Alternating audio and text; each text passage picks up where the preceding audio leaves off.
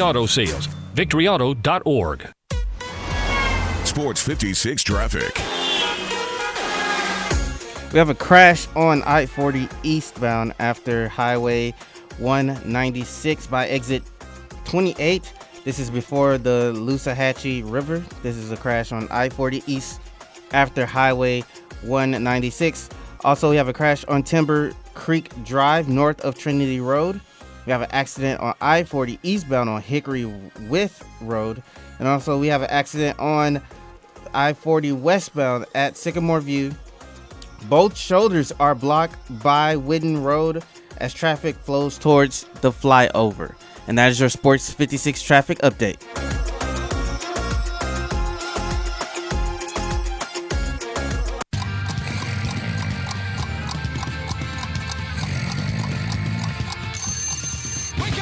Welcome to Sports 56 Mornings with Peter Edmiston. Co-hosting Sports 56 Mornings is Anthony Sane. Here are Peter and Anthony with Sports 56 Mornings.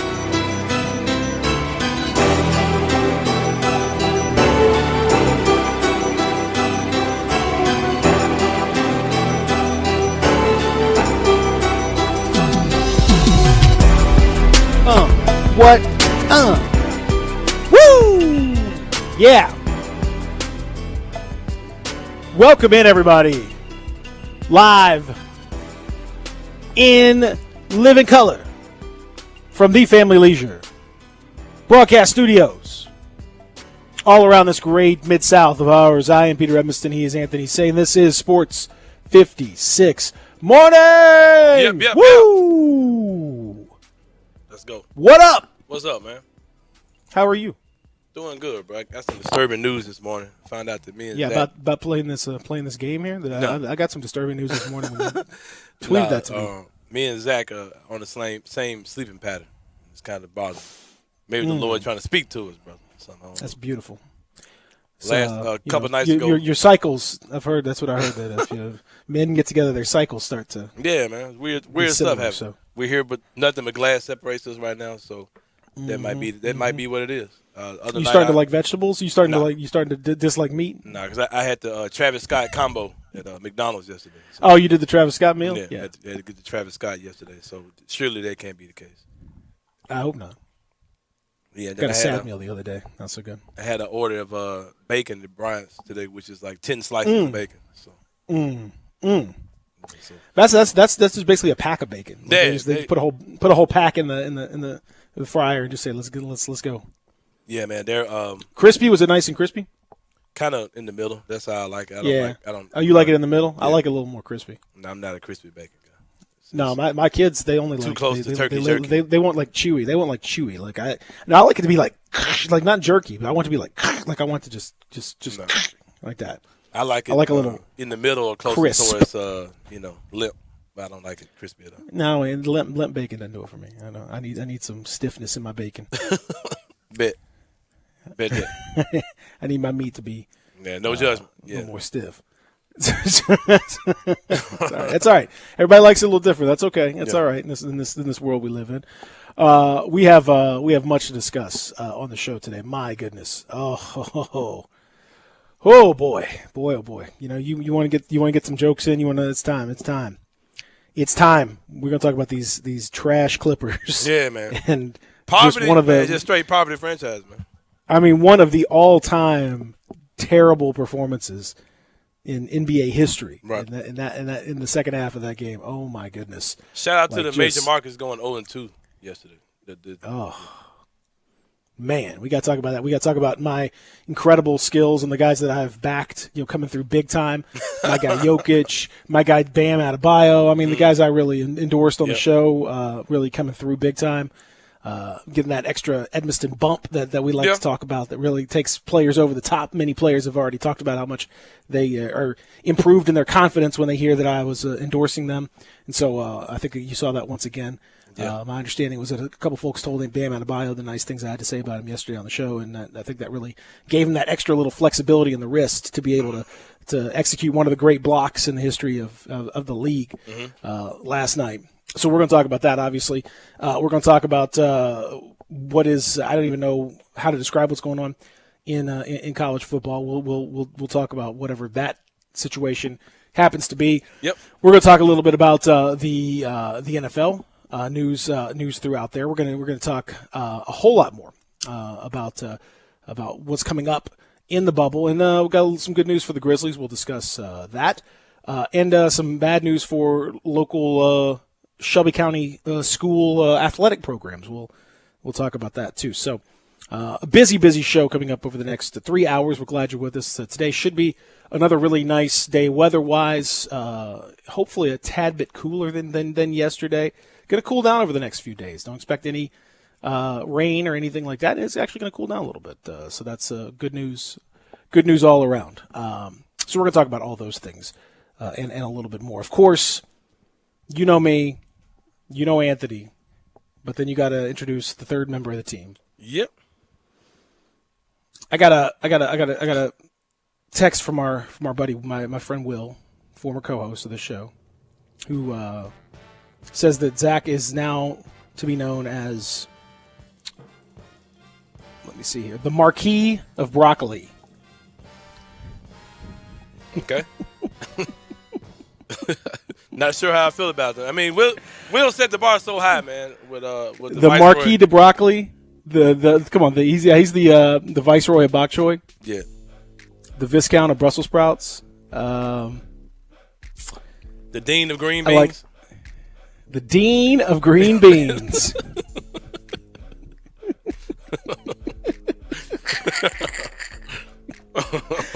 Oh, he's the aficionado he is, of course, of potatoes.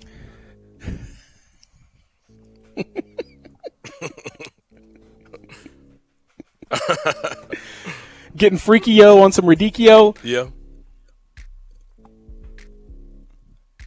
Jackfruit food. When you said that, It's a jackfruit food. It's a jackfruit. When you said that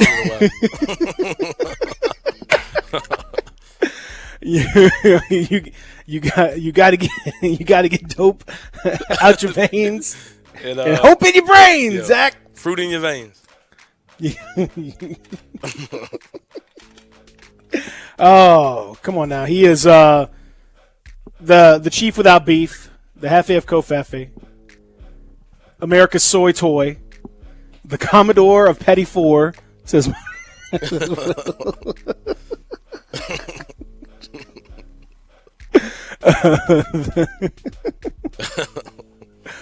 he is he ain't gonna play with crudité. No. What else you got, Saint? Oh, of course he's the maven of clean shaven, the glutton of the wrong button, the lord of the wrong chord, the master of on-air disaster, the Lord Drake of on-air mistakes. He is, what did I say? He is a radio surgeon who may still be a virgin. He is all these things and more to me. And he is not allowed to go into Westwood without dispensation. Unless he's cutting his grandmama's yard. Have you? Just give me a nod on this one, Zach. Have you cut your grandmama's yard since we had that discussion? Yep. Okay. All right, let's talk about how that. Did you feel like people looking over you? You feel like people looking over your shoulders, Zach? Okay.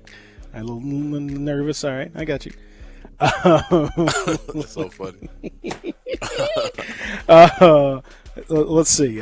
So that he's all these things, of course, and he is the Scrooge McDuck who doesn't give a anyway.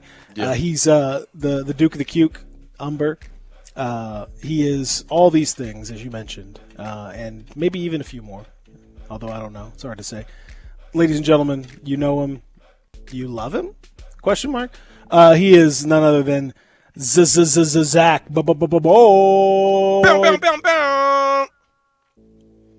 What's up, Zach? What's going on, guys? Man, good morning. So you cut your grandmama's grass, and without any incident. You didn't have any people driving by, like kind of looking at you funny, and No. people just sort of keeping a close watch on you. Make sure you were done with the grass. You weren't getting into any shenanigans. No. Did you do anything else besides cut the grass, then go home? No, I just went. I was tired, man. Yeah, now you're tired. Yeah. What do you mean now on that was? Yeah, now you're tired. Okay, yeah. Man, you know you got to get in and out of Westwood, man, by decree of the mayor. No. You know you normally stop and get you a Gatorade or whatever. I always have a Gatorade on me, so I always have a Gatorade on me. So that's Vaderade. Gatorade. That's A V8 splash. Yeah, we sure. It's got a V8 Can we splash. do that? Can we do? Can you do Gatorade? By the way, Clamato. those things are disgusting. What, V8 splash? I'm not a fan of it. I like V8 Splash. V8 splash is good. I hadn't had one in a long time, but do they still make them? I didn't know they still honestly made them. I went in a hood store, man, and the label looked kind of dusty on it. But the one I saw, it looked like it been sitting there for about 10 years. But Yeah, and that's the reason That's why. That's the worst, man. When you go to the store and you And pick the up stuff looks thing, old? It's just it's dust. Yeah. It's got dust on it. Oh god. I've had that with some of those cans and stuff, and you can put your Yeah. finger through the dust. Like, psst, oh, that's not no. Y'all dust your products if you're not going Yeah, to man. switch them out. At least do a little dusting on those things. If you want to get in touch with us, you can 67129 on the First Bank text line. We love to get your texts. You can also dial us up 360-8255. That's the First Bank phone lines. We are ready, willing, and able to accept all of your phone calls. If you just want to talk to Zach, that's fine. He would love to talk to you about whatever. If you want to send him a note, you can do that at 6080 Mount Moriah Extended. 38115. That's always a fun option for some of you out there. If you want to send Zach a little note or something like that, you could do that. There's plenty of ways for you to get in touch with us. All right, so Sane, last night, it's over. The Clippers out after just an unbelievably terrible performance in the second half of that game. They have now gone to 0-8 in games in their franchise history in which they would make the conference finals. They still have yet to make any conference final at all. Yep.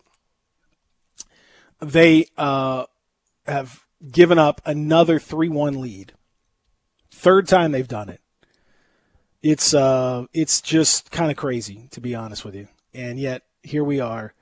Scored 33 points in the second half of this game. Got outscored 50-33 in the second half by Denver. Ends up losing 104-89. Yep. This was just insane. Egregious, actually. Is what it is. I said it was I believe a turd sandwich is how I described their performance Yep. on Twitter, and I think that's about right. Which by the way is veggie friendly. So if you want to, A turd sandwich? Yeah, I don't want no part of that. Yeah. Here, just go back to the old egg debate, man. How does something that's a byproduct of meat not be meat? We've talked about this before. So eating, Urine is not meat. Sweat is not meat. eating crap Poop is not meat. I mean, I don't recommend it, but it's How not is that? meat. It's not a It's veggie, probably- though. What is it? It's just gross. What if it has peanuts? nasty. What if it has peanuts and corn in it? Well, that's veggies. That's not meat. No, those are veggies. What do you want? It doesn't turn them into meat. What do you want me? Anyway, this is the worst. This terrible debate. Never speak of this again. The Clippers shot 28% in the second half of this game. How about this? The two players that you would have relied on, the two quote unquote stars in the game, Kawhi Leonard and Paul George. In the second half of this game, Anthony Sane, combined to go 2 of 18 from the field, 1 of 10 from 3, to score a grand total of 5 points in the second half of a Game 7. I don't want to hear anything about Kawhi now, GOAT, etc., all that. Nope. You put on a performance like that in Game 7 and your team blows a 3-1 lead, you have lost a major chunk of GOAT status. Yep. We've been talking this whole time about how chemistry has played a lot, in these this bubble and these playoffs and things like that. It's the thing that they kind of had the Grizzlies where they overachieved this season. The fact that they had such great chemistry in their locker room. But this Denver team has really seized the moments here in the bubble, and their chemistry has really spoke for itself. And the lack of chemistry with the Clippers is the issue I really want to talk about. And they kept trying to make excuses yesterday, but their chemistry issues are self-inflicted. They're the ones who basically took the regular season off. We said, okay, well, we're going to rest our guys and, all these we want to be ready for the playoffs. But the playoffs didn't look like what they thought the playoffs would look like. And the bubble just creates these different situations where you're playing every other night. and hearing some of the things they said about guys that were winded and gassed and those type of things. Something else is that the pandemic created was guys had to be responsible for their bodies during that break. And not just quarantining, but also just staying in shape and being ready to go whenever the season started. And it just looks like this Clippers team just flat out wasn't ready to go, even from the beginning. I mean, people forget Dallas gave them everything they wanted without can't even think of his name. Crap, man, I'm so bad with names. It's terrible. Without the Porzingis, yeah. Without Porzingis, I mean, Dallas gave them everything they wanted, strictly with Luka. Luka exposed their wings. Luka exposed Kawhi and Paul George defensively. And every team they played, they've had struggles, defensively with these teams, with a team that's supposed to have two of the best defenders in the league, in Kawhi Leonard and Paul George. But, yeah, man, like, I'm not here to just talk about how much the Clippers blew it. I mean, you're talking about a Denver team that was, like, second in the West for most of the season. You know what I mean? So you're not talking about a bad team. And they had injuries during the point where they gave up, second place to the Clippers. But they brought it at the right time. They've been a good team this whole season, and they knocked those guys out. Well, I mean, that's the thing, is that this was an eye-opening situation in so many ways. You had, after the game, you have a whole lot of Clippers sort of sniping at each other, a little bit talking about, you have Lou Williams saying, we have star players, but we don't have star chemistry. Our chemistry isn't good enough. You got Damian Lillard after the game tagging Patrick Beverley. Got him. And just, I mean, dogging him out, just killing him. I mean, giving him the work over and over and over again. I guess I should extend this Cancun invite since I haven't made my arrangements yet. Yeah. I'm going to be wearing his Timbs up in Cancun. You got CJ McCollum jumping in on all of them. Just incredible. Which is what makes incredible the NBA trash so awesome, talk. man. The NBA's organic and intentional integrations with social media just make the NBA better than any league as far as those type of things. You don't really see guys going at each other like that, and it's not necessarily like they're about to fight each other. It's just, just what guys do towards each other. But, yeah, that was amazing to see those guys going at it last night. Well, he says, McCollum last night after the game said, my last tweet before I finished this glass, they did vote they didn't want to play no more, but I didn't think they was going to go out like that. They sure did, though. They sure did. But I mean, you have absolutely no one is going to have any sympathy for these guys at all. You had Kawhi, who left the Raptors thinking, and according to sources, that he just didn't think they were good enough to repeat. He didn't think they were good enough. He didn't feel like that was a good enough spot for him. And if you look, it wasn't just Kawhi didn't drag that team. If you look around, look at the difference between how they. That was the narrative. That it was. Yeah, it was. But you look at the difference between how they went out in the second round and how Kawhi's team went out in the second round. 2 7-game series, but couldn't be more different in how they actually performed, right. what actually happened, all that stuff, man. You think about if Kawhi had stayed. I mean, that you have to feel like that would have been a significant championship core right there. But it's everyone talked about how Paul George was going to do this. Paul George was terrible. Yeah. I mean, did you? I can't even talk because of those shots at the end of the game. Max, like you can look at the box score and okay, yeah, the box score is terrible. 1 of 7 for Paul George in the second half. Right. But those 6 misses were like me missing the shot. Like one shot, he takes a corner 3, and it goes off the side of the backboard in the fourth quarter of it. You're a max player, and you're firing off the side of the backboard in a game. You have other shots that are so short, they barely even graze the rim. Reportedly, guys, according to sources in the locker room, and again, this is a good indication that your chemistry is not good if you have sources in the locker room whispering stuff minutes after the game is over. Sources in the locker room is saying, I bet it was Lou Will, saying that that guys wanted out after like 2 or 3 minute stretches. Like they kept asking to come out. They couldn't play. Right. Like, that's on you. That's not anybody else but you. And you I feel for Lou Will, man. I feel if it was Lou Will, I feel him because he was able to leave the bubble, go to the Shake Junk, get some wings, came back and still, he was ready to play. You know what I mean, so how can you knock Lou Will if he feels like these other guys let him down? Exactly right. I mean, it wasn't Lou Will's fault. Lou Will got I mean, he did what he's supposed to do. Like that's his job. Like this goes down to Doc Rivers, terrible coach. Stop. I mean, I'm not gonna say all that. I'm not gonna say all that. I love Doc, but terrible. He did a terrible awful coaching job with this team. He did a terrible coaching job with this team. Let's not mince words. That's what it is. Like I said, I'm not knocking Doc on a personal level or anything else. I'm just saying he was powerless to stop what happened. Yeah. And any coach that oversees multiple 3-1 series defeats and gets outworked and outplayed like this, you're going to say the same thing. You're going to say you can't coach in the playoffs. That's the narrative, and that should be the narrative at this point. Doc with that Celtics group that was special and amazing and all that, sure. But you get him in this group. This is a very talented group. He's been there for a long time. That's stability, everything else, and cannot get over the hump. And got just the Nuggets in the second half, man. The stuff they were doing was not unpredictable. It was just extremely good. Like the execution, the ability to take advantage of either the size or lack of size of Montrezl Harrell or the lack of mobility of Zubats, who couldn't really play out there, or Marcus Morris. They couldn't find lineups. JaMychal Green's too small. I mean, how's JaMychal Green? JaMychal Green was your leading scorer in the second half of that game. JaMychal Green. Yep. Come on, man. Get out of here. And then we got before we take the break, we got to talk about your new boy, Nikola Jokic. The man. And I'm proud to see that you have jumped fully on the bandwagon. Congratulations to you, Anthony Sane. Better late than never, I say. Pillsbury yo boy. Well, he ain't the Pillsbury yo boy anymore because he's lean and mean.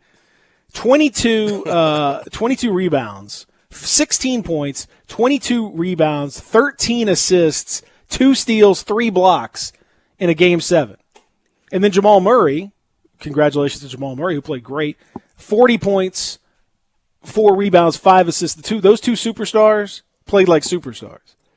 Jokic looking like the Marcus Gasol you always wanted.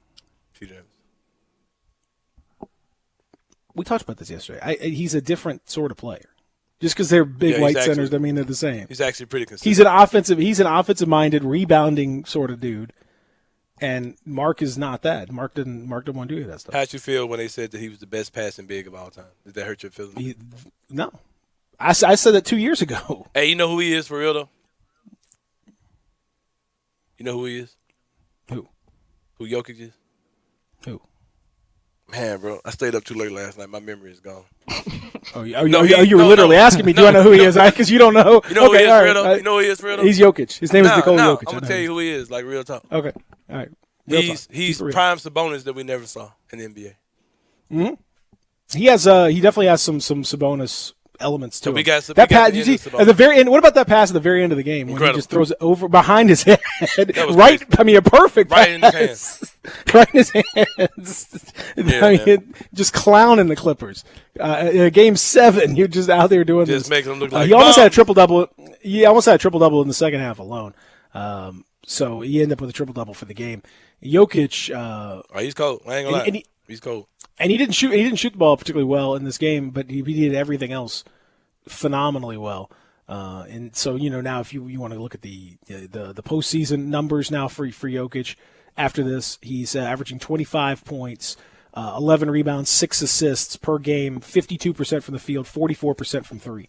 I mean, that's high level numbers right there. Yeah. There's no doubt about that. So we'll talk more about that. We'll also talk about what the fact that game overshadowed one of maybe the best block of all time. Man. It's got to be in the discussion. Got to be in the discussion. We're going to talk about that too coming up. Also, we got college football to get to. We got more good news for the Grizzlies to get to. We're going to do all of that when we continue here. Real Sports Talk, Sports 56, 96.1, 87.7. Take Sports 56 with you on your phone or tablet. Download our official Sports 56 app today. Commitment, dedication, perseverance.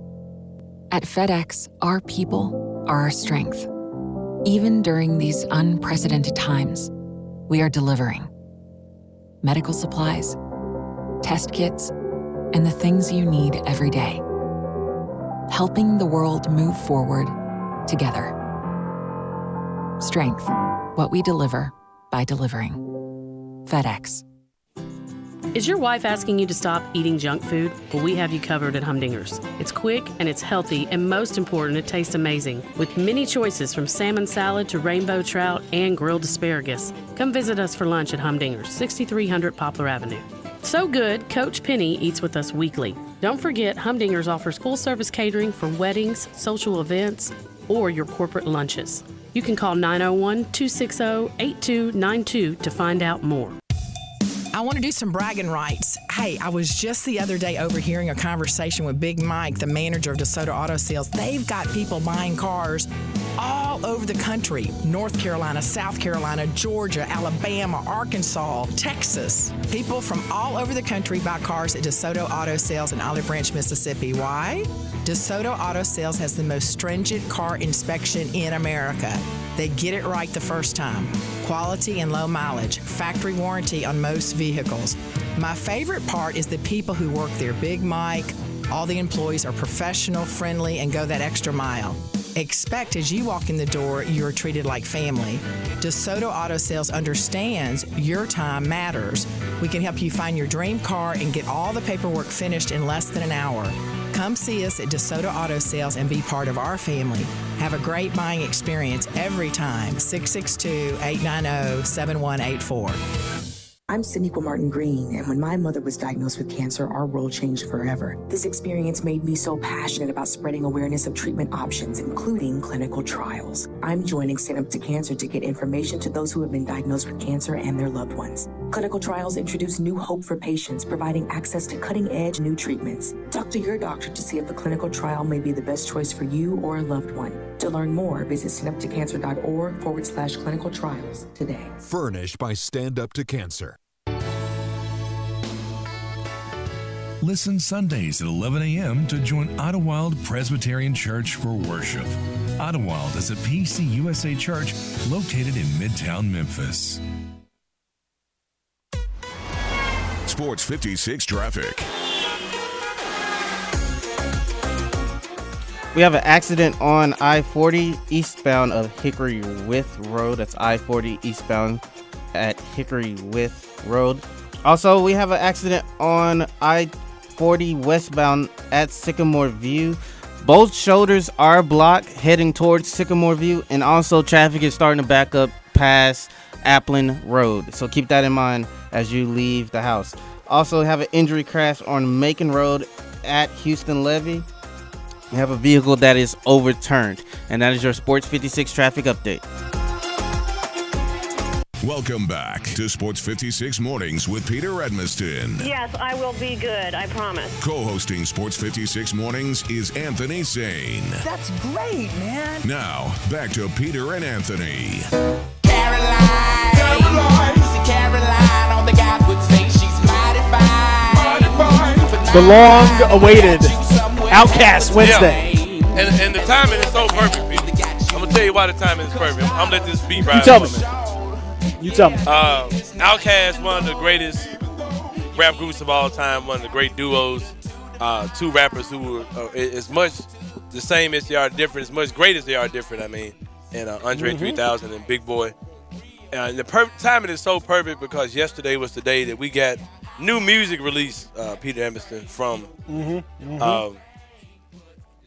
Justice Winslow, a.k.a. Mojo.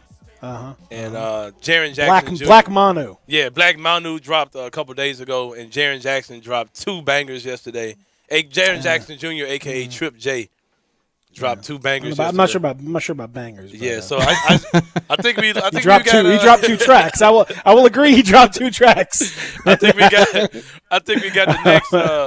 the next Outkast here in Memphis, man. I'm not sure they'll ever come together. They are kind of post year 2000 maybe Outkast when they kind of were doing their own thing, but yeah, maybe those two guys need to get together, man. Just go ahead and make some magic happen in the studio. Mojo and Trip J. Let me get the breakdown from Mojo. I was wondering, what do you mean by Mojo, Justice Winslow? So let me look that up real fast. Because that's MOJO. It's an acronym. And I see he calls himself the Black Manu. Maybe he's prophesying that he'll be coming off the bench. He'll be a Super Six man next year. Who knows? Who knows what he's doing? It could be. It's what he says. It says that's the. I don't know. See the stylistic. I knew that the Jaron's tracks were going to sound like they sound. Yeah, I knew it. He's a real trippy dude like that. Because I know what kind of I know what he likes to listen to, and I know the influences and stuff, and I knew it was going to be that real tripped out, slow, sleepy rap. I like to call it where you just half asleep. Yeah. He's low energy, like low energy mumble rap, lean like rap. He's He's half not on asleep. lean. Hopefully he's not on lean. lean. That's very. Hopefully he's not. It's definitely lean adjacent rap for sure. Where you just leanish, that thing where he's like talking, I'm in the closet, man. We in the closet. like I'm like, all right, dude. Let's you ain't got to be on track. You ain't got to be on beat. Just get your point. Just get he's your not. point off. He's not. I talked to Zach. We were texting yesterday about. It's like Blueface is kind of the king of being way off the beat, not even remotely close to. Yeah. But Jaron is similar. Like he's not. He's straggling the fence. It's like he's like on the beat, but it's like just a little bit off. Here's my thing. Here's the thing, Peter. Me and you are combined 80 years old. We're 80 years old. Yeah, I know. So, this ain't our fight. Elderly. You know what I mean? We're elderly. Yeah, so this ain't our fight. So. When I put my young man ears on, I enjoyed Jaron's music because I had to stop thinking I can't compare him to what I grew up on because that's not fair. My parents thought our music was trash, so I'm not gonna knock. It didn't sound just terrible to me. I mean, it didn't sound bad at all. I mean, it's just out of my element. Like it's not my thing. That's true. It's not in my. And I respect the artistic. But all the kids endeavor. the kids are saying it's good. Okay, I mean I'm not. The kids like all kinds of, like I said, the mumble rap stuff. The kids love that. So I think it's terrible in general. Yeah. But that's what they like. So whatever. That's fine. I'm not saying it's not artistically good or I don't. That's not for me to say. Right. On my personal level, just personally, the rap that I enjoy, that's not that ain't it. Yeah. Shout out to Justice Winslow, whose name Mojo is short for Mr. Orange. Juice Orange. Not really sure what that means. Once again, I'm 40 years old. If any of the kids are there and you want to let me know what Mr. Orange Juice Orange stands for, I'd be. Mr. Orange Juice. But he had a line that was pretty tight. He had a line in his song that. So what about is someone gonna be MAGA? Huh? Mr. Apple Juice Apple. Mr. Apple. Mr. Apple Green Apple. Mr. Apple Green Apple. Mr. Apple Green Apple. Just be specific with Mr. Apple, good apple. I can't. I don't. This is Juice Apple. That's right, Mr. Apple Juice. Mr. Apple Juice Apple. He said something about. He said something about something on Beale Street. Then he said I had to trade my beach shorts in for joggles. My beach shorts in for some joggles. Shout out to Justice Winslow. 2 nods to the city, man. Why didn't he do the genoculars? Or the job? Whatever. We see the. Yeah, y'all got him. Y'all got him, man. Y'all. They co-opted it. That's how it goes sometimes. Gentrification. Yep. At its finest. So, in any event, I don't know. Music reviews. We you know what, we need to get our guy.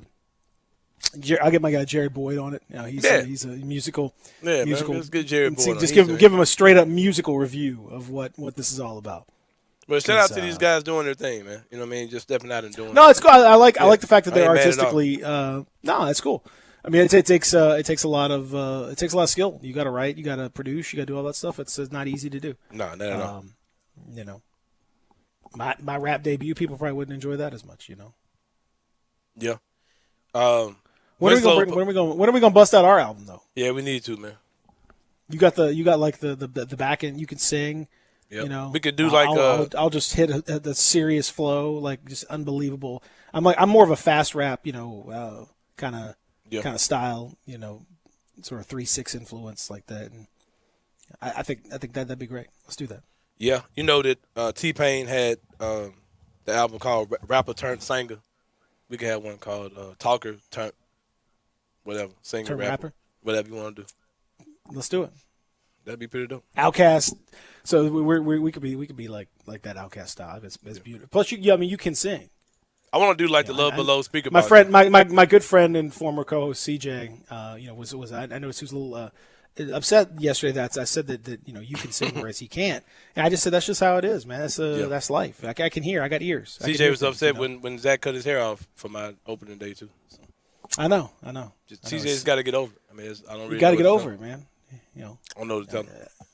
I love CJ, but we can't. I had to shoot him a text. Like, no, shout out to CJ and all the listeners in CJ's household that listen to the show.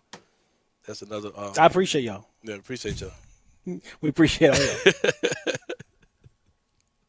I mean, because I miss and I will say, it's I miss CJ's dad going in and just ripping him. It was great, and his mom too. That was even better. All right, so we talked about the stunning, shocking, incredible. Where does the blowout, like the fact that this was like a Game 7, this was a highly touted Clippers team, this was stars, as a texter points out at 67129. Damn, dude who picks his teams and quits when they lose has got a super team to win another title. Where does this rank? Like in terms of disappointments, in terms of legacies, all that stuff. This type of thing. Where does it rank? I don't really care about the final score of the game because the Clippers obviously, like, once they got down 10 like a few minutes ago, they pretty much quit or whatever. So I don't really care about the final score. But another thing I'll say too, this Clippers team, of course, was predicted to go farther than they did, at least get the Lakers in the conference finals. But a lot of these super teams, when they link up, their first season is kind of rough. LeBron and them, they didn't win the first time. When the world was that? Kevin Durant won when he hooked up with the Warriors, of course. And I want to say that Paul Pierce, and they won their first season together. But it's not an exact science when you link up together, especially when you try to cheat. Come on, man! You can't. It is an exact science not to lose in the second round. Yeah. After having a 3-1 lead, that is an exact science. I think people are downplaying Denver too much. That first year, the Big Three, at least they made it to the NBA Finals. I mean, they were. Yeah. This was just a. Yeah. It's one thing that if the Clippers had lost in the conference finals to the Lakers or something like that. Okay, fine, whatever. But like. But I just think people are downplaying Denver. Denver's been a good ass team all season. No, I that's true. It takes both sides. You got to have one team that's been disappointing and one team that hasn't. But it's the perfect storm to get that ass put out to. So it doesn't. But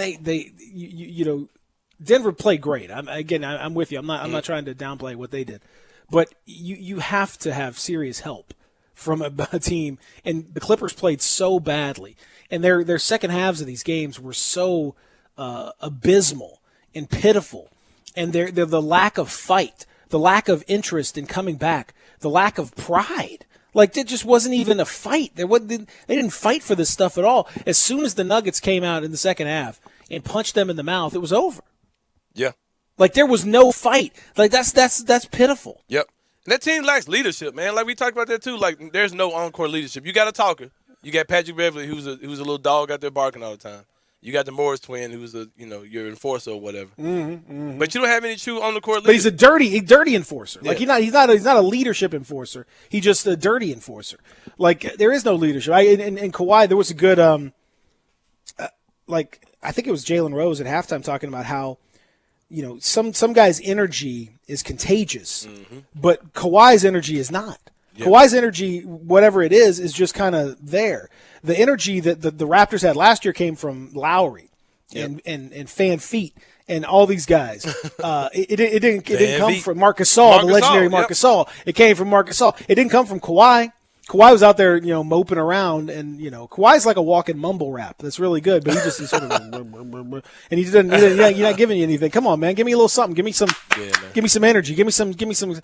Like, do mumble rappers like in concert? Do they just stand up there and just do they do anything? Are they laying down? Like, are they? That's what I'm saying. I want a performance. Give me some energy. So there was none of that. No. Didn't see any like. I can't tell you about the SoundCloud Sinatras. I'm sorry, I can't really tell you what they do on stage. I can imagine it's not very. I don't know. I can't imagine very entertaining. I can't see it being very entertaining at all. Because our parents thought our music was trash, so I'm not. But I'm just saying. I'm forgetting about that. I'm saying the energy level didn't translate over. Yeah. And we were talking about with some of the body language of the Grizzlies in the bubble, and like how it just did. They kind of other than Ja, you just kind of there wasn't a lot of positive energy levels. You know, it wasn't, and it was that times 1,000. Like, this is a team that's supposed to be full of, you know, Hall of Fame level talent. Mm-hmm. And you got Paul George out here bricking shots, looking like he's never played basketball before, and Kawhi just sort of going through the motions. Like, and Doc Rivers just like, keep doing the same thing, guys. I don't know, do it better. Like, there's no changes, no adjustments. It just a shockingly terrible performance from that team. And again, I'm not taking anything away from the Nuggets because they were spectacular, but I just expected more of a fight. This is like Mike Tyson, Buster Douglas stuff. Like, you know, Tyson didn't even fight back. He just got beaten. And poor that was the loss that took Tyson, put Tyson in doubt for, you know, change the whole. That's may change the course of the Clippers. I'm not guaranteeing that they're going to be back and looking good. And all that. No, I think this is one that mentally has got you, has scarred you. Yeah, and poor Reggie Jackson, man. I mean, he didn't sign up for this. You know, No. Yeah, he didn't sign up. Poor for this Ivica Zubats. Come on, man. Zubats was the MVP of the playoffs for that team. Yep, it's just.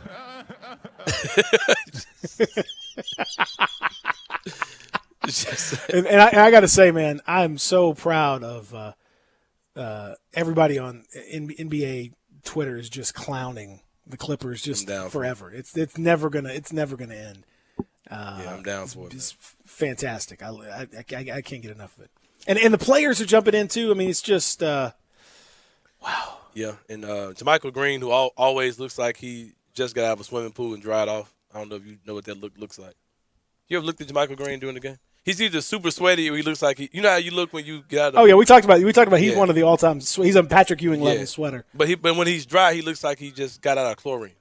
For black people, they'll know what I'm talking about. But JaMychal Green always looks like he just got out of the swimming pool. Like, for real. They're, like, for black people, they don't know what that means when they said it. Like, we have a certain look. Something happens to us when we get out of the pool. We start looking kind of grayish. Like, the chlorine does something to our skin temporarily. And JaMychal Green like always. The color's off on the TV or something? Yeah. JaMychal Green always looks like he just got out of the swimming pool. Like, shout out. If you know what I'm talking about, hit me up. That's a real thing. Like, I can't really describe it, but yeah. JaMychal Green always looks like he just got out of the pool. But yeah, Reggie Jackson just deserves better than this, man. He came to this team with title hopes. You know. That's, he could have made the difference, man. Yeah. Why didn't he play? 4 minutes? Come on, man. Yeah, man. Terrence Mann only getting 2 minutes? Rodney Magruder? Get out there. Magruder. Watching Clippers fail. Second round again. Magruder. Yeah, we can't. You're just awful. Unacceptable. So then we're gonna come back and we're gonna talk about the other game last night. Yep. We included that was a great game and an amazing finish. We're gonna discuss that. We're gonna talk about Shelby County School sports being temporarily halted again. We'll discuss that and what that means going forward. We'll talk the latest in college football world, a whole lot more as we roll on here. Real Sports Talk, Sports 56, 96.1, 87.7. Sports Time on Sports 56 with Wallow and Stats. Weekday afternoons from 3 till 6. Right here on Sports 56, 96.1 and 87.7 FM. Are you ready for what's next? It's likely coming. More food shortages, power outages, grocery stores closed, social unrest. Ask yourself, do you have enough food and supplies on hand to last at least 30 days? Most Americans do not, but you can. Avoid the panic of the last-minute rush. Order your 4-week supply of emergency food today from MyPatriotSupply.com. Starvation or dependency on the government are your only alternatives. Avoid those and the pain of being unprepared. Go to MyPatriotSupply.com right now. Build your emergency food supply with meals that last up to 25 years in storage, shipped discreetly to your door. Folks that know what's coming are using today to prepare. There's time for you to do the same. That's MyPatriotSupply.com, the original Patriot Preparedness Company. MyPatriotSupply.com.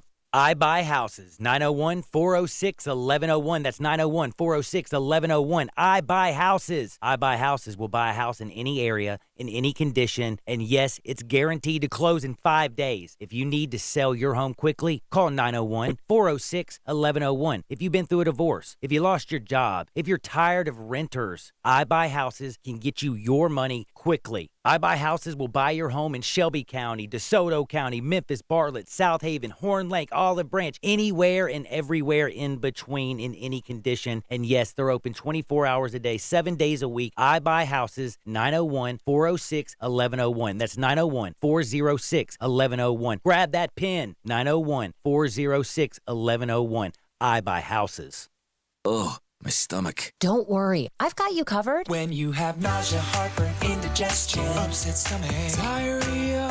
What's that? It's Pepto-Bismol Chews. Pepto-Bismol's now in a chew? Yeah, they taste great and provide fast relief. And now you can always have Pepto-Bismol handy. Huh, let me try it. Try new Pepto-Bismol Chews for fast relief. Nausea, heartburn, indigestion, upset stomach, diarrhea.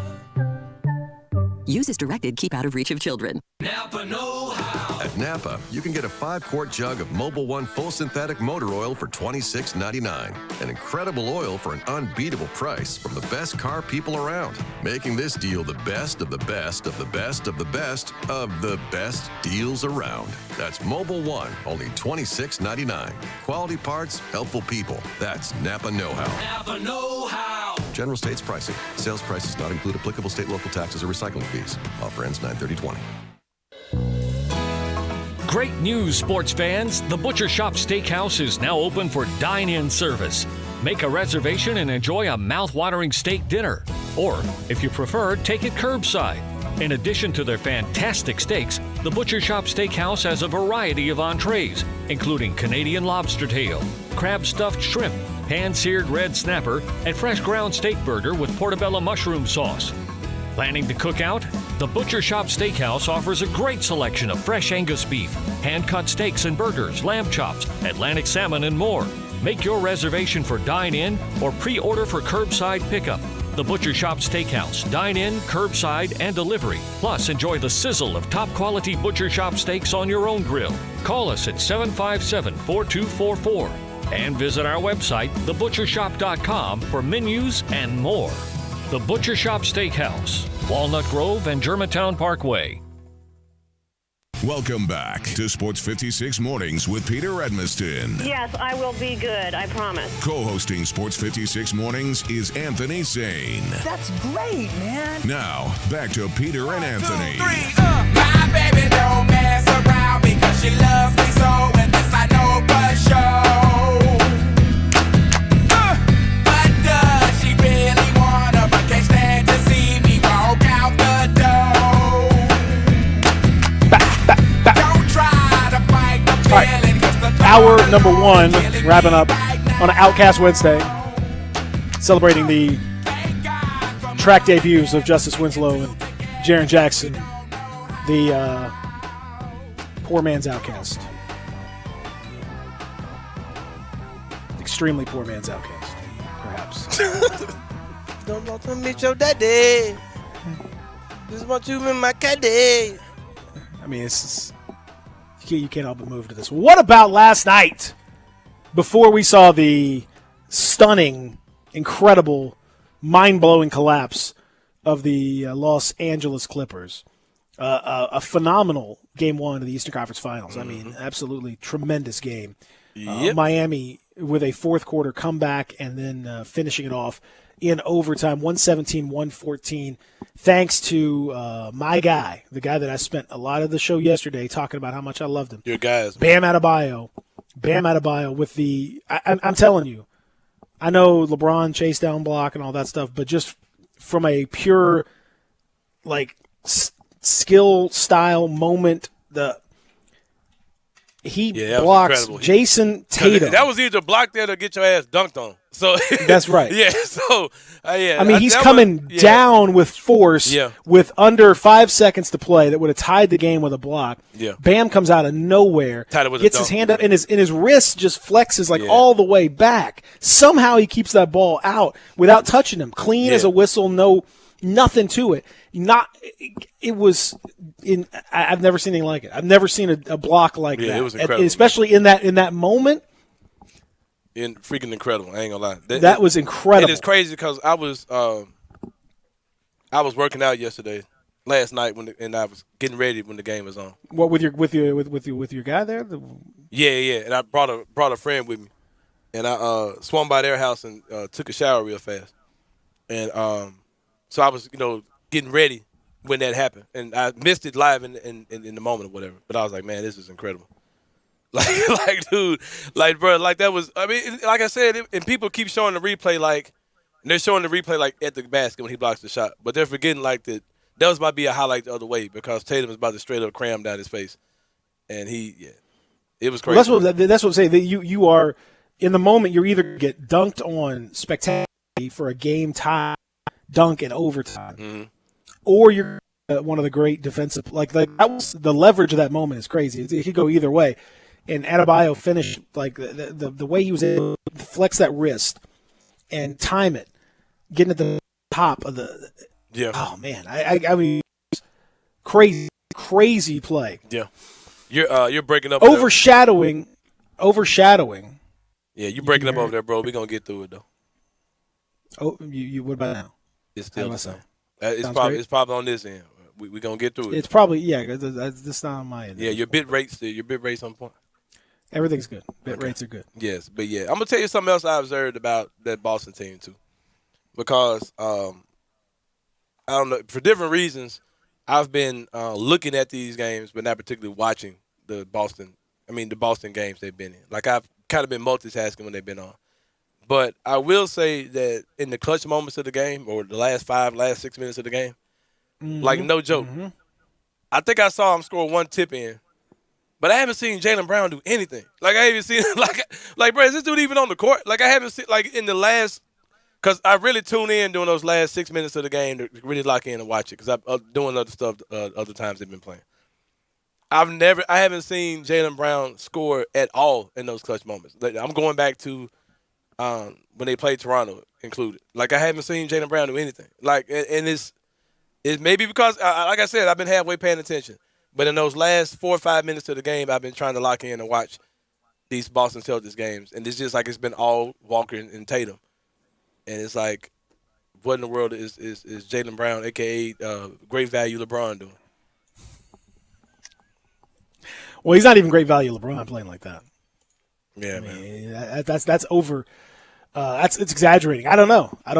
Yeah, man, I think you're. Go ahead. You're burying the lead though. Is what I'm saying. The lead? Jay Crowder. Oh yeah, our guy.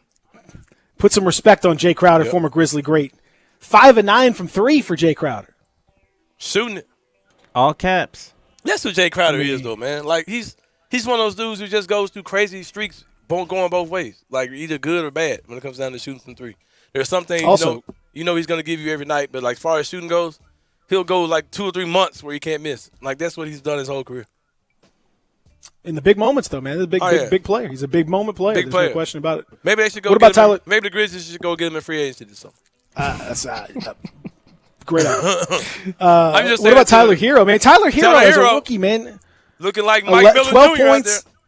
I mean, he's 12 points, 11 rebounds, 9 assists. He's almost at a triple double at 20 in his first Eastern Conference final game, and he's I'd be looking at Kendrick Nunn real crazy if I was him. Look like I should have been first team all rookie. We'll talk about that later too. He certainly should have been. Andre Iguodala, big night, 14 points, so 14 minutes and 3 points. Was he worth all the trouble? Who? Iggy? Uh-huh. What do you mean worth what trouble? What do you mean all the trouble? All the trouble from last year. All the talk. All the. I don't understand what you mean by was he worth the trouble. What trouble was he worth to us? Somebody just didn't run his mouth. Yeah, I'm just talking about all the discussion. All the various. I don't really get where you're going with this. I don't get what you're saying. What I'm saying, I feel like I hit a button with you or something. No, Iguodala. We spent a great deal of time last season talking about Iguodala, about what he said about the Grizzlies. Was he going to come to the Grizzlies? What happened to the Grizzlies? Yeah, for What's sure. going to happen to the Grizzlies? The chemistry in the Grizzlies. That's what I'm saying. Well, look now the trade's over. Now what he's done, and look, Jay Crowder is outplaying him significantly. Oh, I get what you're saying. Yeah. I mean, like he was. Everyone was talking about, the piece. He's a piece. So he's going to. Oh yeah. I get what you're saying. Yeah, he ain't did nothing. Well, Iggy's like 40 years old, and he has the hair to match. So he does. Well, I'm gonna say shout out Jay Crowder. Shout out to steroids for taking his hair at an early age.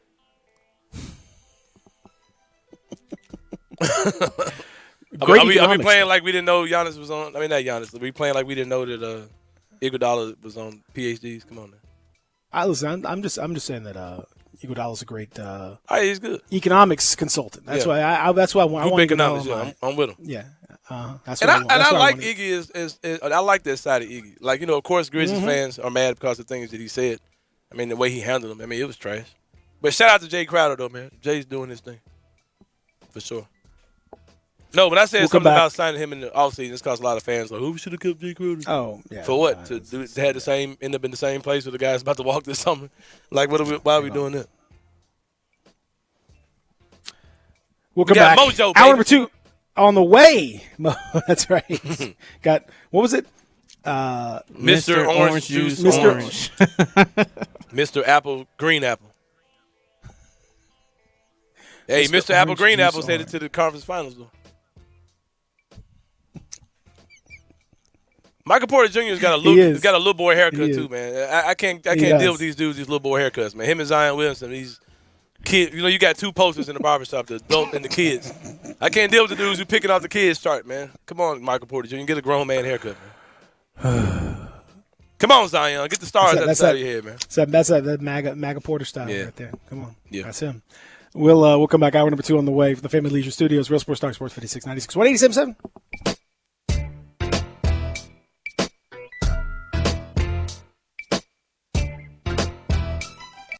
Hi, this is Troy Five-Ash, owner of Five-Ash Roof Services. You've heard me talk about how we offer the best products, the best warranties, and the best services for years. Now let's talk about pricing. Pricing should never be the only reason you hire a contractor, but in today's world, pricing is always a consideration. So we suggest you get 2 or 3 estimates for your roof replacement from a reputable, licensed, and insured company, and then give us a call. If we can't beat your best price for a comparable roof system by more than $100, we'll give you $100. It's that simple. We are so sure we can offer you the best price, beating all other qualified companies. We will hand you $100 if we can't, and thank you for the opportunity. So give us a call. What's the worst thing that's going to happen? Make $100? Five-Ash Roof Services, a proud supporter of Tiger Athletics and the official roofer of the Tigers home team. Five-Ash Roof Services, fair, honest, and ethical. 367-0050 or memphisroofer.com. Five-Ash Roofing, it's what we do. We're here for you. Upgrade your commute at Acura of Memphis. Seize the thrill and test drive one of our award-winning models, each packed with cutting-edge technology, luxurious amenities, and a driving experience that's sure to awaken your inner self. Driving shouldn't be a chore, it should be an adventure. Advance your drive today, shop our aggressive lease and finance options now, luxury is waiting at Acura of Memphis, or shop online 24/7, visit AcuraofMemphis.com. It is time for the final clearance sale at James Davis Men's Store in the Laurelwood Shopping Center.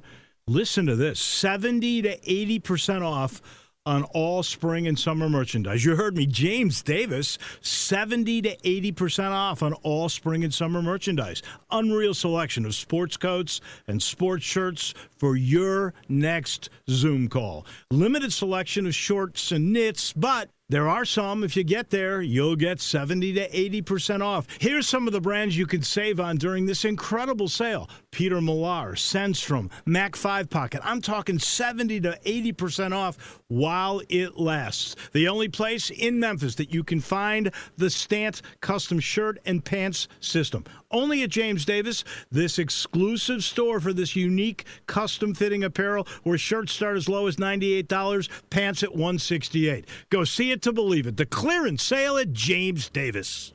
I'm Sonequa Martin Green, and when my mother was diagnosed with cancer, our world changed forever. This experience made me so passionate about spreading awareness of treatment options, including clinical trials. I'm joining Stand Up to Cancer to get information to those who have been diagnosed with cancer and their loved ones. Clinical trials introduce new hope for patients, providing access to cutting-edge new treatments. Talk to your doctor to see if a clinical trial may be the best choice for you or a loved one. To learn more, visit standuptocancer.org/clinical trials today. Furnished by Stand Up to Cancer.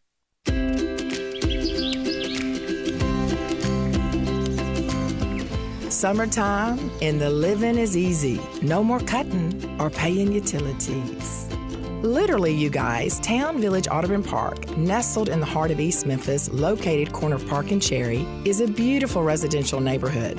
Looking for a great place to retire, but you still have a very active lifestyle? Then visit Town Village. Only requirements that you're 55 plus. Prices per month starting at $24.50. The Gourmet Chef welcomes you to visit our restaurant and bistro.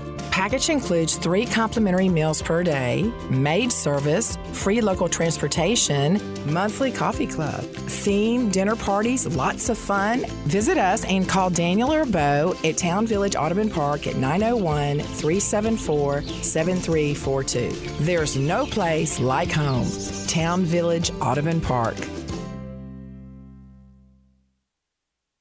We are Sports 56 WHBQ Memphis, WIVG-FM Tunica Memphis, and WPG-FLP Memphis, Flynn Broadcasting Stations. Sports 56 traffic. The accident on I-40 westbound at Sycamore View, the accident has been cleared up, but expect some delays as traffic is still trying to flow on through. That's I-40 westbound at Sycamore View. Also, we have an injury crash on the Macon Road in Houston Levee. The vehicle is overturned. And also, we have a crash on Thomas Street and Stage Road. Have delays in both directions. And that's your Sports 56 traffic update. Welcome back to Sports 56 Mornings with Peter Edmiston. Yes, I will be good, I promise. Co-hosting Sports 56 Mornings is Anthony Sane. That's great, man. Now, back to Peter and Anthony.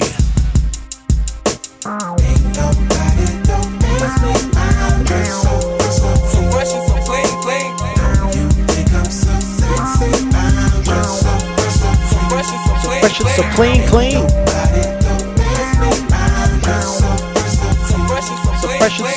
clean. Come on.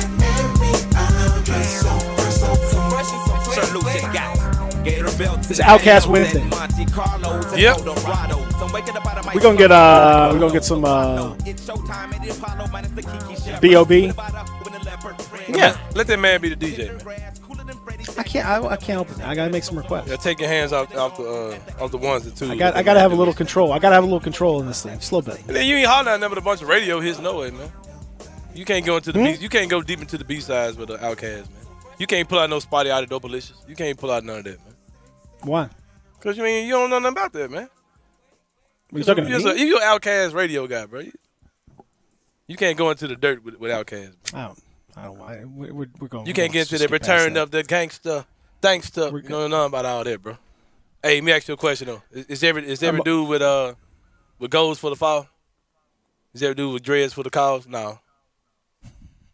So don't get so caught up in appearances. It's Outkast equipment now, another black experience.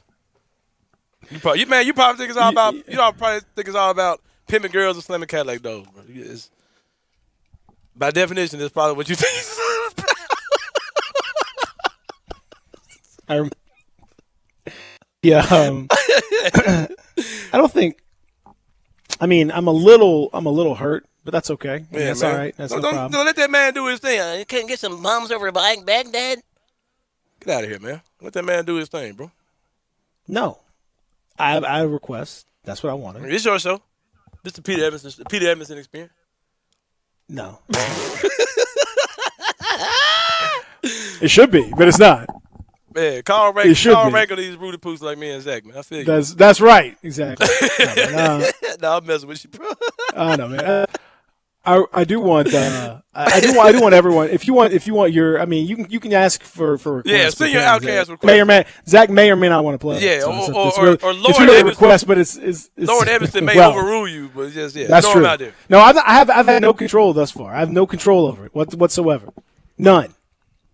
Zero. I've had none of it. I've had no control of which Outkast tracks Zach chose to play. Yeah. Zach, I'm gonna shoot you some. I have my particular opinions about what should or should not be played. I made one small request, and everyone just acting like I'm, like I'm new to the party. Like I never listened to Outkast. Like I wouldn't listen to Outkast when I was in high school. I feel you, man. You ain't gotta validate yourself, man. I know you got, whatever. No, you go. Well, I do when you come out. You probably never listen. Yeah. Bombs over back there, baby. Shut up. I know what's next. I know you got black friends. That's what's next, right? A lot of my friends are Outkast. Man, I am friends with Outkast, actually. Me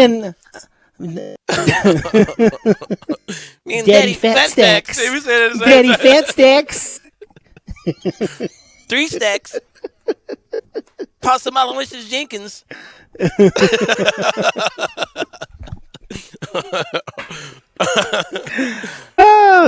Hey, listen. We're both old school players and new school fools. Some of my best friends are black. Some of my best friends are old school players and new school fools. Skewed on the Barbie. Listen, the Dungeon family is my friends.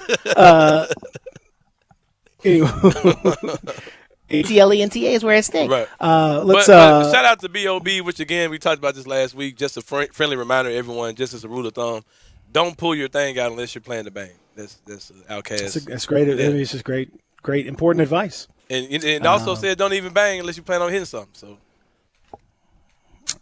it's what no, it's he what actually America said needs. hitting something, not something. Something. Yeah, plan on hitting something. So yeah, just keep that in mind.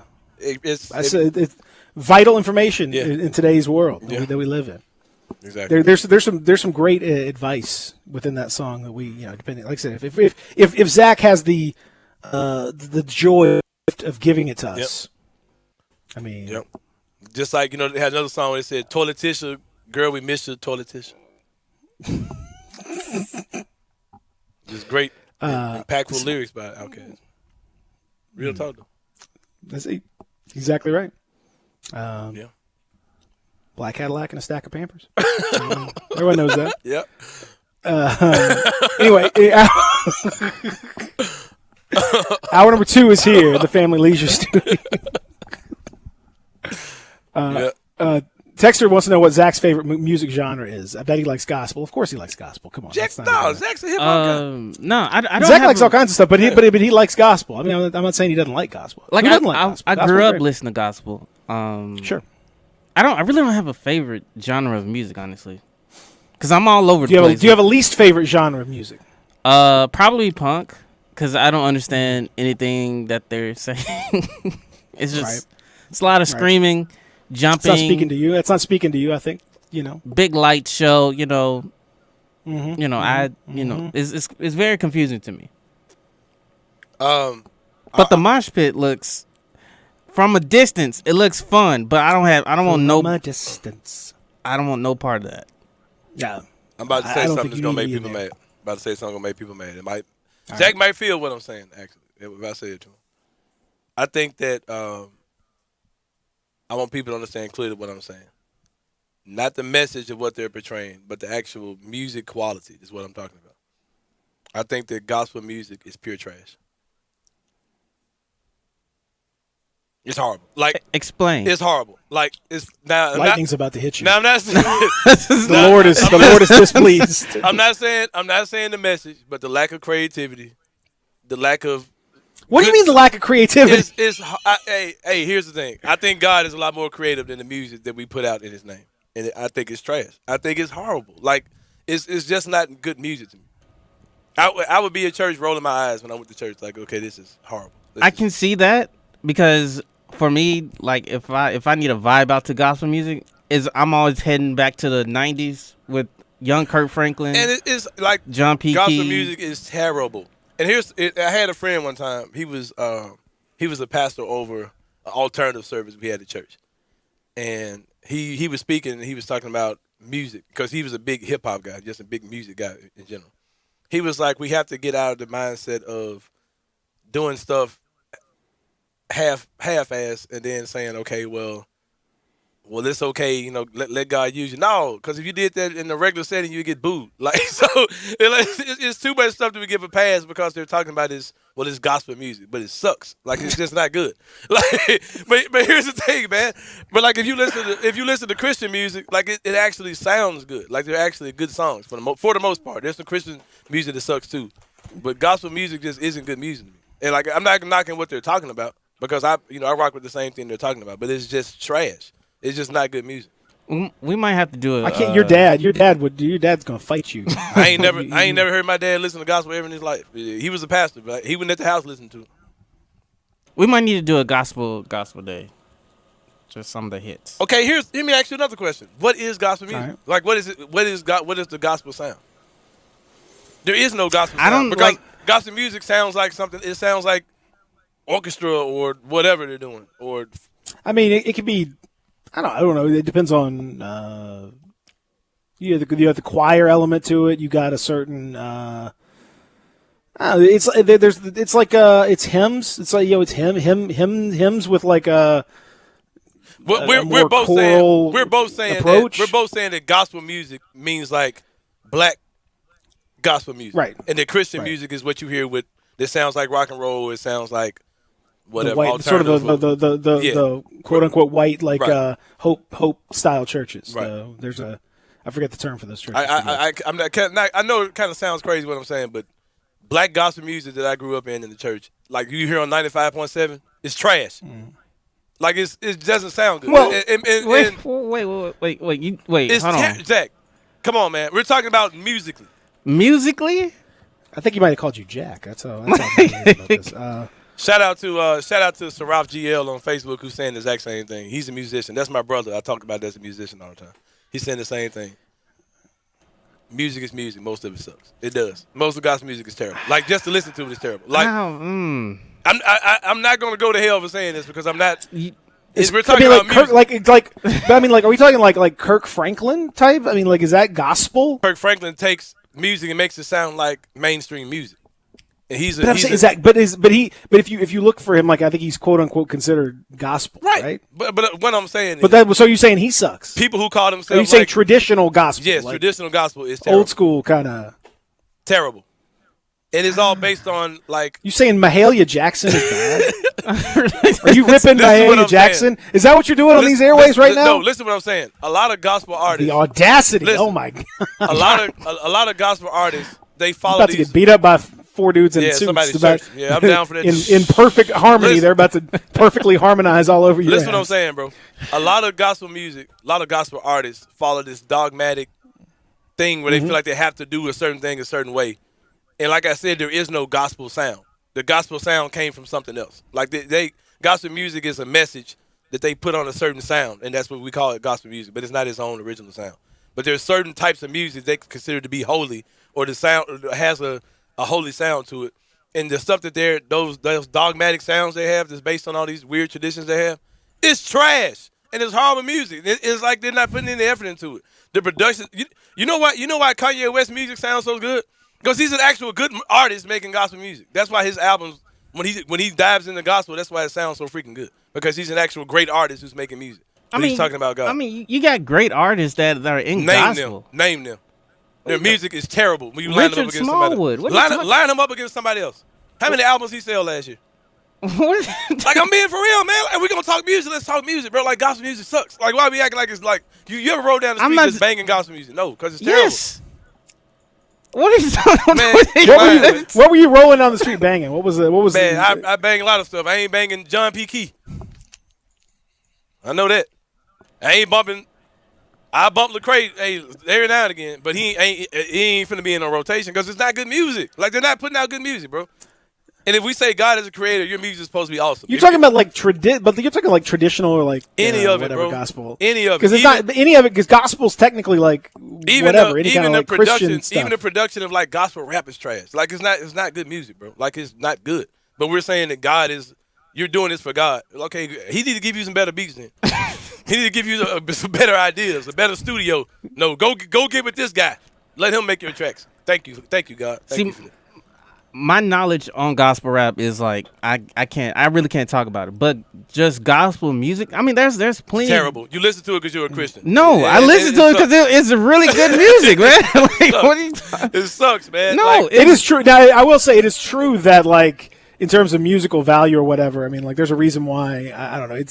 It's you're like limited by it's like Christian like Christian movies. Like it's kind of like the same thing. Like there's a budget issue, there's a production issue, yeah, man. There's a quality issue, there's I don't know. It's like just do like normal stuff. Like there's plenty of quote unquote secular artists who have like pro Christian like or pro religious themes in their music. If you want to listen, when a to guy that, like that kind of Kanye stuff. West or a guy like Chance the Rapper who are secular artists can come in and make songs that are Christian-ish. Or gospel-esque. U2. We talked about U2. U2 is very Christian-ish. And their music blows up. It's because they're talented artists, and their message isn't absolutely the same because you're not going to... You don't want to get pigeonholed necessarily. Yeah, because they're making great music. And that's why their stuff... When R. Kelly made a gospel album, it sounded fantastic because it was R. Kelly making it. You understand what I'm saying? Like, you can't tell me gospel music is good and it doesn't sound Does every gospel have to be about God? Or can it just be not about... I think gospel is a message and not particularly a sound, but I think the gospel artists try to make it a No, sound. I'm saying the song. I'm saying the song, like a quote-unquote gospel song or a gospel track or whatever. Does it have to specifically be about, the Lord in some way? Or can it just be like hey, I enjoy going to the park sometimes, and here's fun stuff. I like to drive around in my car. I think you can, because if you're making love songs, I might not be particularly talking making about love. That's a whole different. You might not be particularly talking about love. I don't know. But you might be. Is there any of that about, too? Is there like gospel music where it's like a good monogamous relationship within the confines of marriage? People have tried it. There's actually a song that's out right now. What's his name did that? He had an old album on it. What was his name? The pastor. Come on, man. T.D. Jakes did like some kind of love, Christian love. T.D. Jakes did an album? Yeah, he like produced it or something. But it was kind of like a DJ Khaled thing. We the best. It was like a DJ Khaled. Get ready. Get ready. It's your boy. I don't see nothing wrong with a little monogamous, consensual bump and grind With a little in a missionary position. With a little wow. I don't see. Worship and praise. Real talk though, man. Like, man, bro, people. Mop and a bucket to clean up you can argue your me all you floors want. because that's important. You can argue me all you want. Like I said, what Christians and what gospel artists have adopted to be the gospel sound, and this is the only holy sound we can make, is trash.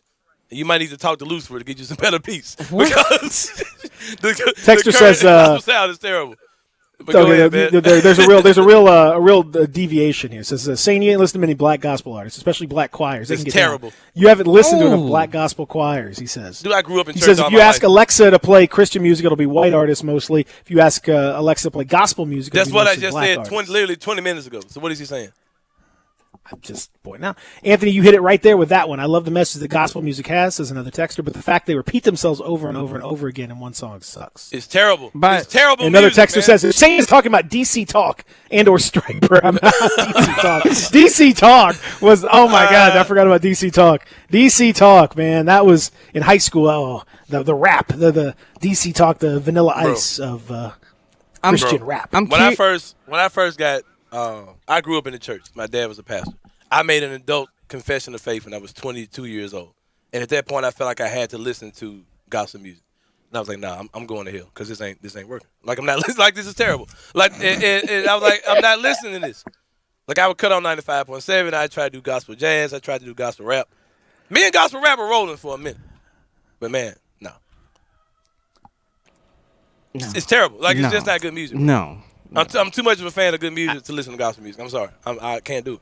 I am a fan of good music, and I have to. No, disagree. you're a Christian. Zach. No, I'm more than just a Christian. I like good music. Do you think you would listen to gospel music if you weren't in the church? If you were still a heathen in this world? That's hard. That's hard for me to say. You know you wouldn't, bro. It's terrible. Do any? Yeah, that's a good question. Do any non-Christians listen to Christian music? No. I got friends that are gospel rappers. You gotta remember, I worked in youth ministry as well. I got a ton of friends that are gospel, got quote unquote gospel rappers. We would have this debate all the time. They would say, "Man, we're outreach, man. We're using this as a tool to reach the kids." No, you're not. You're using it as The a tool. kids aren't listening. You're using it as a tool to entertain church kids. You're making alternative music for Christian church kids. That's what you're making. No You're one is not reaching like kids and secretly you're finding out that some Christian rapper is not. actually Yeah, man. Christian, Like man. you're not. No, you're reaching. Like, you're like making. I've enjoyed alternative- this. This guy. I can't believe. Oh, he's no. That's not happening. You're Yeah, not sneaking man. up on And anybody. these guys are making alternative Christian music, which is fine. But quit saying you're using it to reach kids because you're not. Because kids ain't listening to it. They're not. Somebody said, Cyrus Purnell says there's dope gospel music and then there's gospel music stuck in the past. Even the stuff we call dope, it's relatively good, but it's not good on regular standards. Well, so like here's the other thing I genuinely am asking this question, and totally ignorant. I don't know. Is there like we talk about Christian music or whatever gospel? Is there like it's a clear difference. Muslim music? Is there Muslim music? Is there Jewish music? But to is there your point, like I don't like I mean, why does it have to? I know there are artists who are. Who are Muslim who have songs, and there are Jewish artists. That's a whole nother discussion that I love to talk about. But why do we have to have the specific Christian, like just talking about? I don't know. I mean, maybe there is. Maybe there's a whole underbelly of all this underground scene that I just am not aware of because that's not where I got a text at the end of the conversation. My friend says I agree with you 100%, bro, but I'm also atheist. So he says, it's my friend, good friend of mine. And he said, hey, I'm atheist. That crap is terrible. Is there atheist rap? Yeah, it is. But seriously, man. Atheist gospel? Yeah. It's terrible. And my thing is, if you're saying that God is your producer, your stuff supposed to be banging. Because he made all of it. And I think we shortchanged God. Is it blasphemous to say that God is not as good of a producer as maybe we would? Man, God is the best producer ever. That's why I say this music that come out that they talking about is God's music is trash. Like, no, the God didn't give you that. But see, God has inspired a lot of other secular artists as well. So that's why is God like? Why would God want to and only inspire a music just about Him? I don't. I mean, there's got to be other stuff. Yeah, exactly. I want somebody to tell me that Ultralight Beam wasn't an amazing song that Kanye West made. Tell me that wasn't an amazing quote-unquote gospel song. Tell me what. I was about to say, which one? Off his St. Pablo one? Yeah, that one. Yeah, that song on St. Pablo. Well, tell me that song wasn't incredible, Zach. That's why it's so sad what's happened to Kanye. It's just he's so talented, but man. Tell me Ultralight Beam wasn't an amazing song. No, it's good. Like, because I love everything about it. But it ain't gospel, right? Go ahead and say, it ain't gospel. I'm not saying that it's not gospel. All right. I put Ultralight Beam against any song I've ever called gospel music in my life. Any Texter day. says, give me the traditional gospel. This new gospel isn't that good. See, that's exactly what I'm saying. And your traditional gospel is straight trash. Is there mumble rap gospel? Yeah, it probably is. That probably is. Like I said, I don't pay attention to Jesus it. is the best. Lord. Bless him, man. Bless him, man. Bless him, man. Bless him. Church. Bro, y'all know I'm telling the truth, man. I'm just giving y'all the hard truth, man. No. I'm giving y'all the hard truth, but y'all don't want to hear it, man. I don't believe it, man. All right, Zach, let me ask There you are this. some Zach, old gospel tracks that are great. Though. Zach, y'all can say I'm being blasphemous. You can say I'm saying I'm not. Tell me one gospel song that's better than Ultralight Beam by Kanye West. Tell me one. As far as like music quality, like sound good. Like tell me one. Man, I'm not. Look, I'm not sitting here saying that you're blaspheming off of gospel music. I'm just saying. I'm just saying. Tell me like, Ultralight Beam ain't gospel then. Tell me Ultralight Beam ain't gospel. And I'll end the whole conversation. And then tell me why it ain't. And I'll end the whole conversation. I'm not saying that Ultralight Beam isn't gospel. I'm just saying that there's good gospel music out there. You just dogged the entire genre of gospel, man. Man, it is trash. Why y'all think Lecrae did what he did, bro? Lecrae was tired of being broke. Come on, man.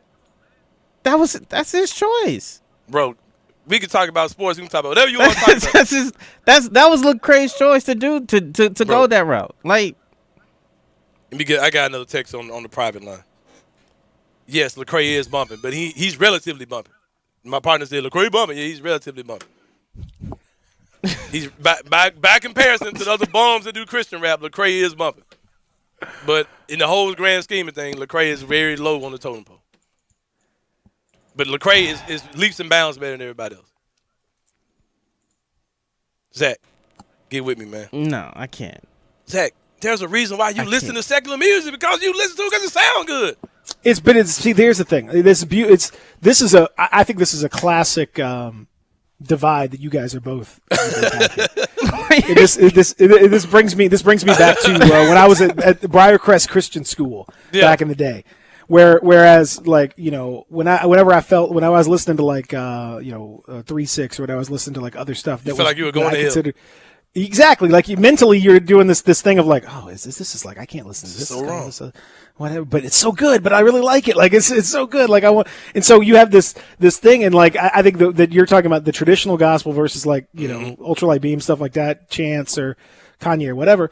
Like, I think there's a room there. There's plenty of room for religiously inspired music that also cusses sometimes. Like, I don't think there's that throws in some you know, that doesn't have to specifically be about the goodness of the Lord in every capacity. Like, you know, come on. I'm always in that mental. Yeah. There's a mental block there. You know, I get what you're saying. I mean, I agree with you in general. Like, I'd rather listen to music that isn't specifically gospel related, but is maybe, you know, if you want to have it inspired by. I think all music is. Well, not all. Most music is inspired by God. We got to stop it. And then the texter says, to my point, he said the black gospel singers taught Elvis how to dance because they're talented people. But they put themselves in this box they feel like they have to be in the name of being, quote, unquote, holy, where gospel music has to sound like this. Well, the sound that you think it has to sound like is trash. And I'm sorry.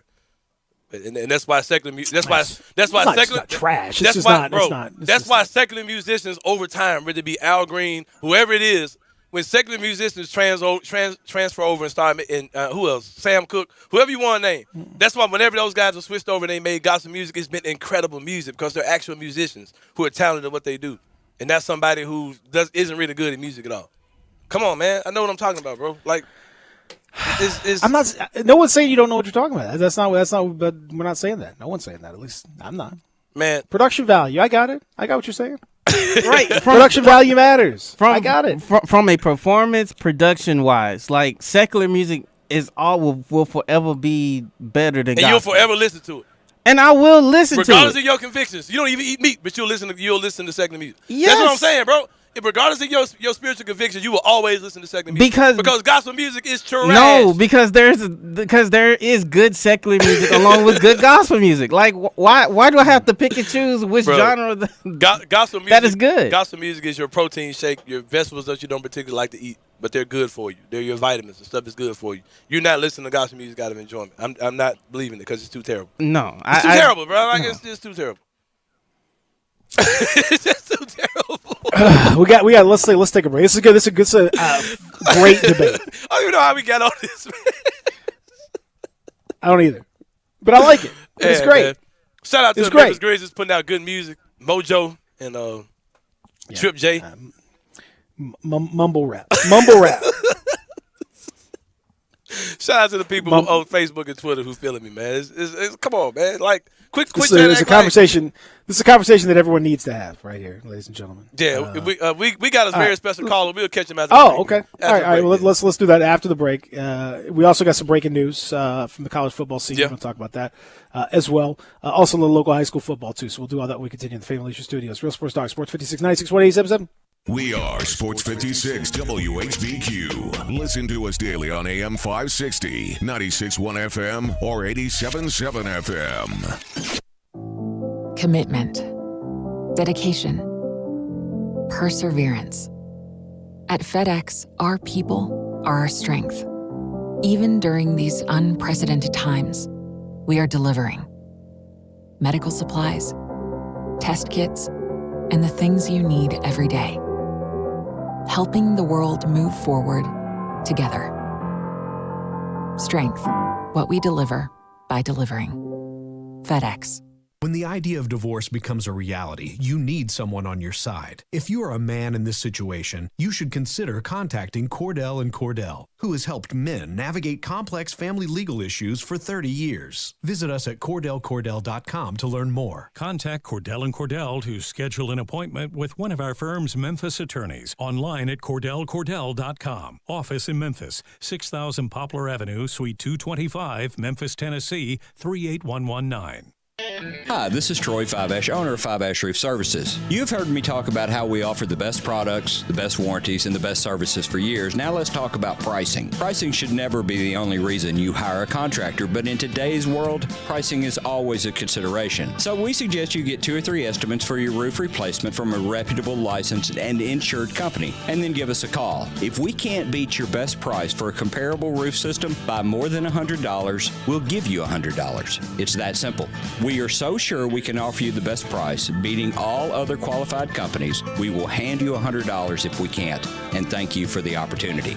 So give us a call. What's the worst thing that's going to happen? Make $100? Five-Ash Roof Services, a proud supporter of Tiger Athletics and the official roofer of the Tigers home team. Five-Ash Roof Services, fair, honest, and ethical. 367-0050 or memphisroofer.com. Five-Ash Roofing is what we do. We're here for you. Get in the zone, AutoZone. Welcome to AutoZone. What are you working on today? Time to clean your car? We've got what you need. Our $25 premium car wash bucket deal has everything to keep your ride looking great inside and out. From McGuire's Gold Class Car Wash to interior detailer cleaner. And you can get it fast your way with our free same-day pickup, in-store, or curbside. Getting the job done just got easier. Restrictions at AutoZone.com.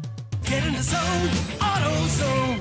More time at home means more time to grill, and nothing tastes better off the grill than perfectly aged and tender Omaha steaks. Get the world's best steaks and a huge variety of other favorites shipped directly to your door. Go to omahasteaks.com, enter the code DELISH in the search bar, and for this week, Omaha Steaks will add 4 burgers and 4 gourmet jumbo franks free when you order the Grill Out's favorite package. Going to the grocery stores becomes such a hassle. Skip the crowds and order Omaha Steaks today. omahasteaks.com, keyword DELISH. Hey Tiger fans, this is John Stacy of the Wolf Chase Honda Blue and Gray Show. You can hear Drew Barrett and I talk Tigers with Tigers every Sunday night at 5 right here on Sports 56, 96.1 and 87.7. You never know which Tigers great we'll have in the studio with us either. We'll get them to call in too. We are your go-to show for Memphis Tigers football. That's the Wolf Chase Honda Blue and Gray Show right here on Sports 56, 96.1 and 87.7. Sports 56 traffic.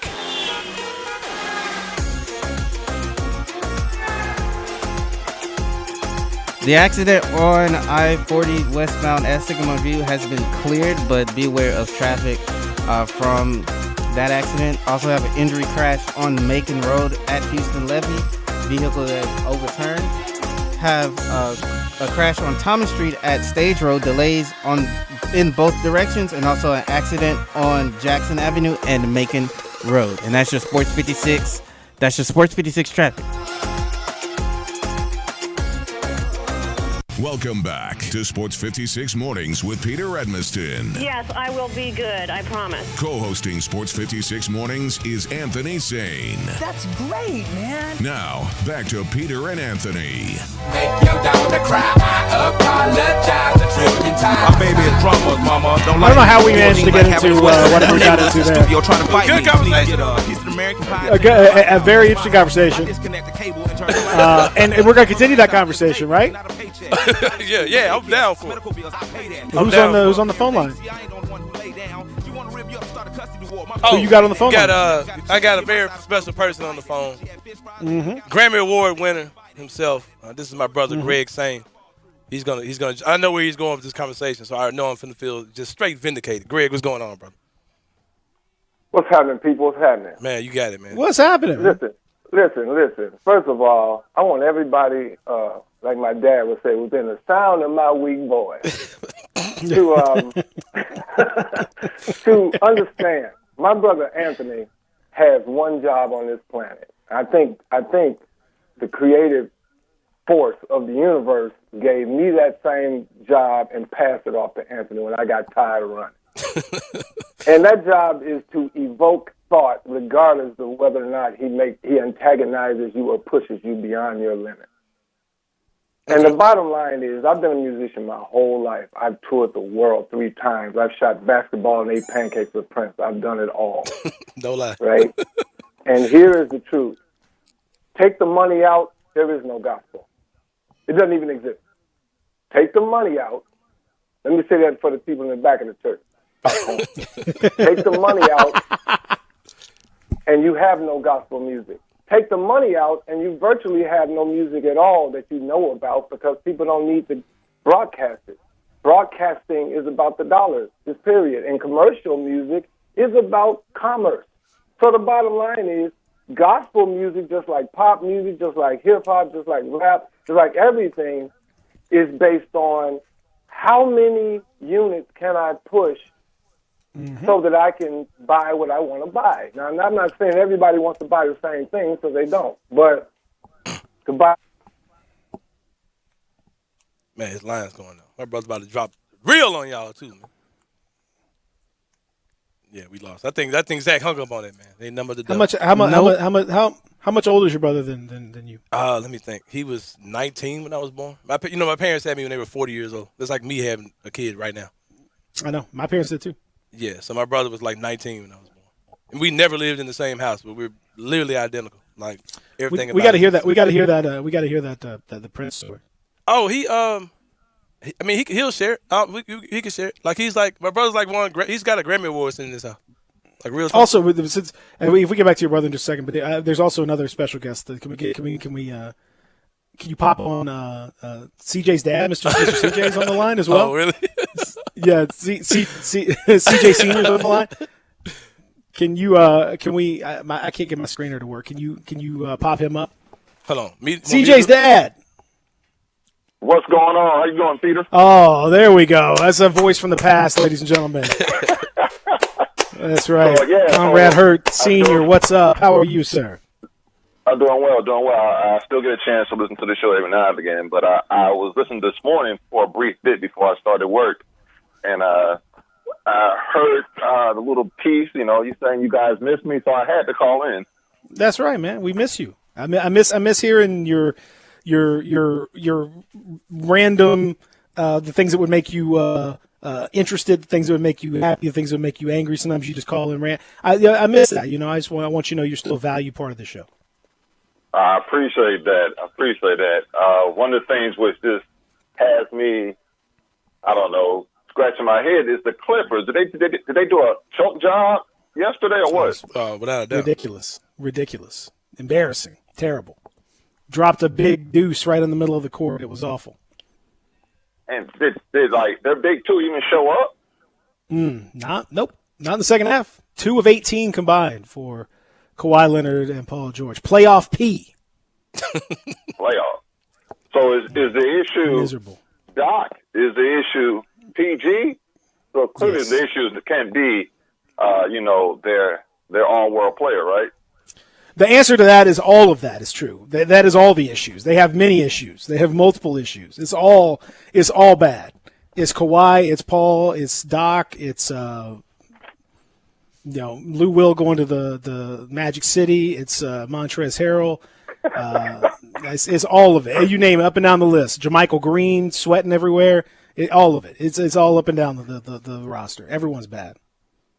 So, I'm pretty much am an old school type of basketball player. I don't think you should work very hard to get points. And I think one of the issues that with the Clippers, and I think this is with some of the NBA teams, is they don't have a place where they can go and get easy points when they're struggling. I saw the Clippers come down, and they was in the paint where they probably should have just laid it up, but they kicked it out for a three, and, of course, they missed the three. And I think when you're in certain parts of the game, you got to get those points, no matter how they come.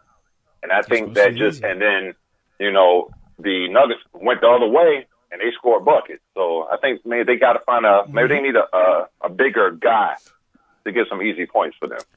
I don't know. You got 2-time champion Finals MVP Kawhi Leonard. You can't get an easy bucket, then something's wrong. I'll give you that. See, that guy's supposed to be a walking easy bucket. Paul George making 30-some-odd million a year. You're supposed to be a walking easy bucket. You're not supposed to be missing corner threes off the side of the backboard in the fourth quarter. That's pitiful.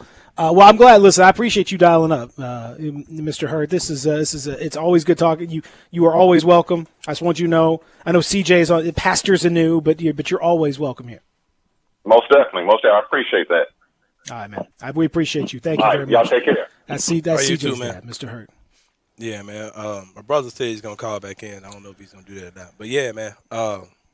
Yeah, I want to hear. It's because Yeah, it's a family I show. told So him we got to call in, CJ's yeah. dad, we got your brother, Yeah, we my got brother on here. Zach's grandma may be dialing up hopefully soon. Talk about the job you did on the yard.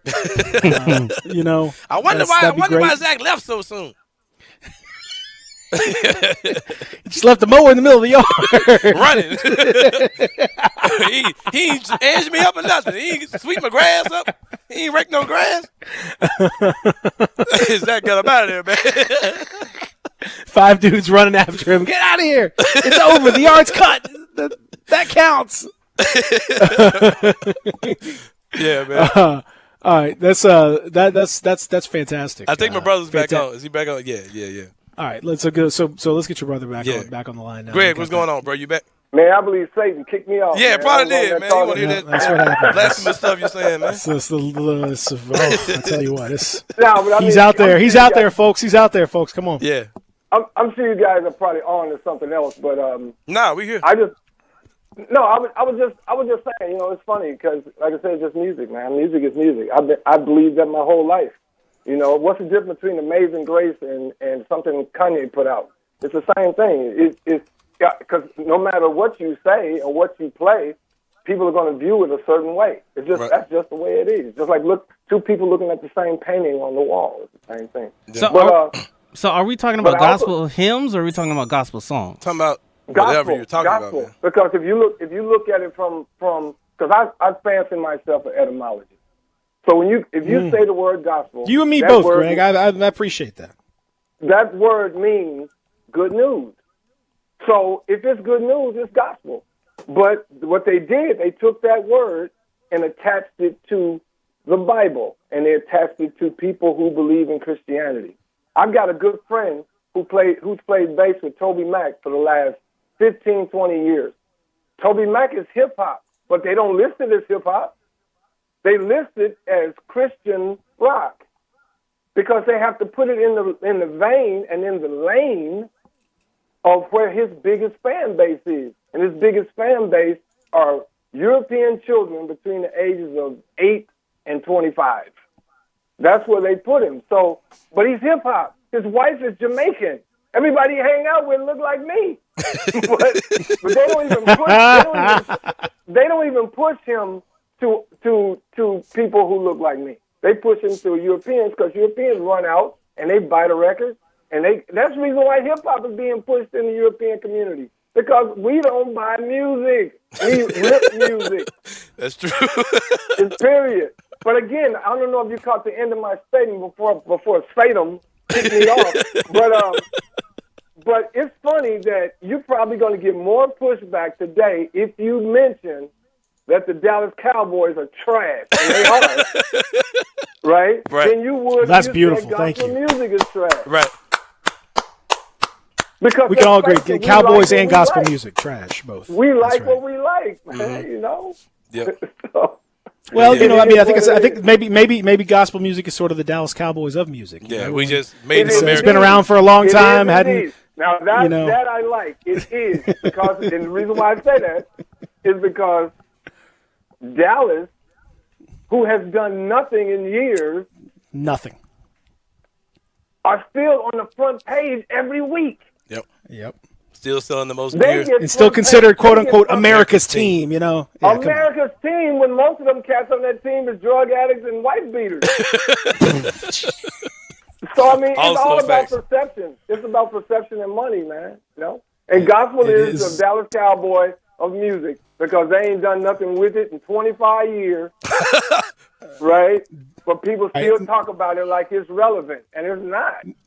Thank you, brother. Now, Greg, you gotta do me a favor because obviously What's that, I know the connection is obvious with you and your brother.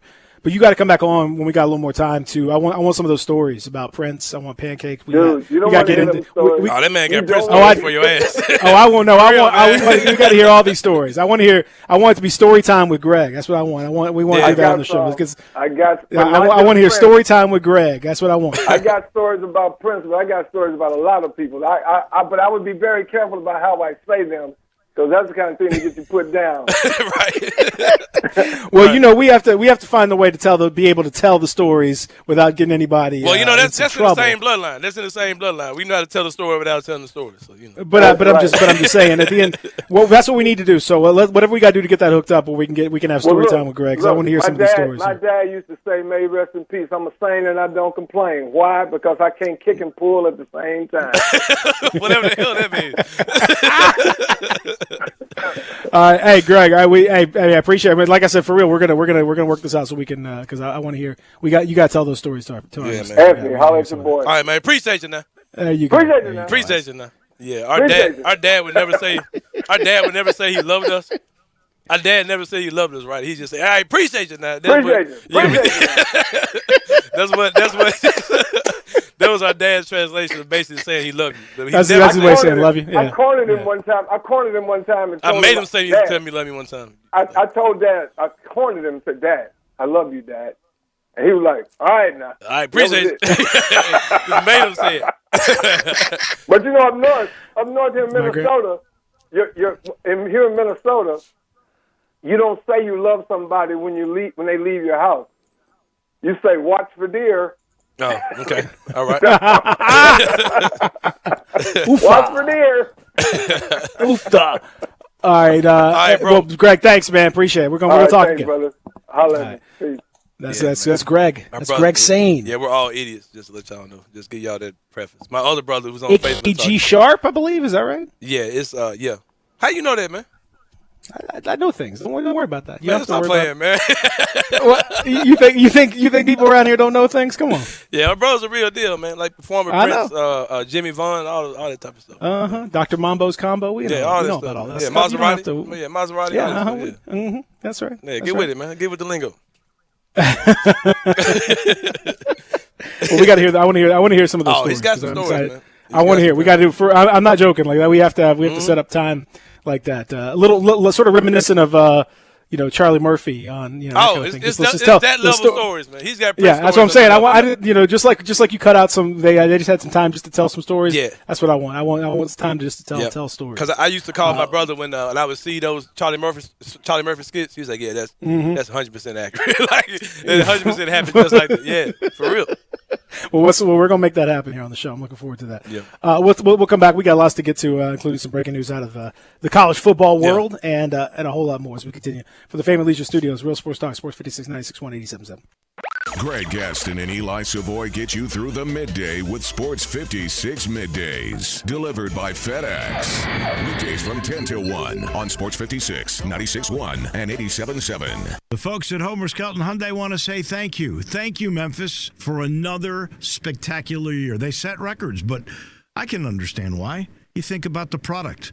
Where else do you get a 10-year, 100,000-mile limited powertrain warranty? That's what you get on every new car at Homer Skelton Hyundai. Oh, and thank you again for the 11th straight year, the #1 certified pre-owned car dealership in all of Memphis. It starts with that product, but then it goes to the shopper assurance. Where else do you go where you get transparent pricing, flexible test drive, take the car for a couple of days if you want, streamlined buying process. You're not going to be there all day, in and out. And then, and I have not seen this anywhere else, the 3-day worry-free exchange. You buy a new car, if you've got any buyer's remorse, you've got 3 days to change your mind. Just get on Lamar, take it into Mississippi, the first exit's Craft Road, turn left, and go see Chris True and all the gang at Homer Skelton Hyundai. Farmers Insurance knows that there's a not-so-subtle difference between the sound of a car hitting your rear bumper and the sound of a clown car hitting your rear bumper. Whoa, whoa, whoa, whoa, whoa!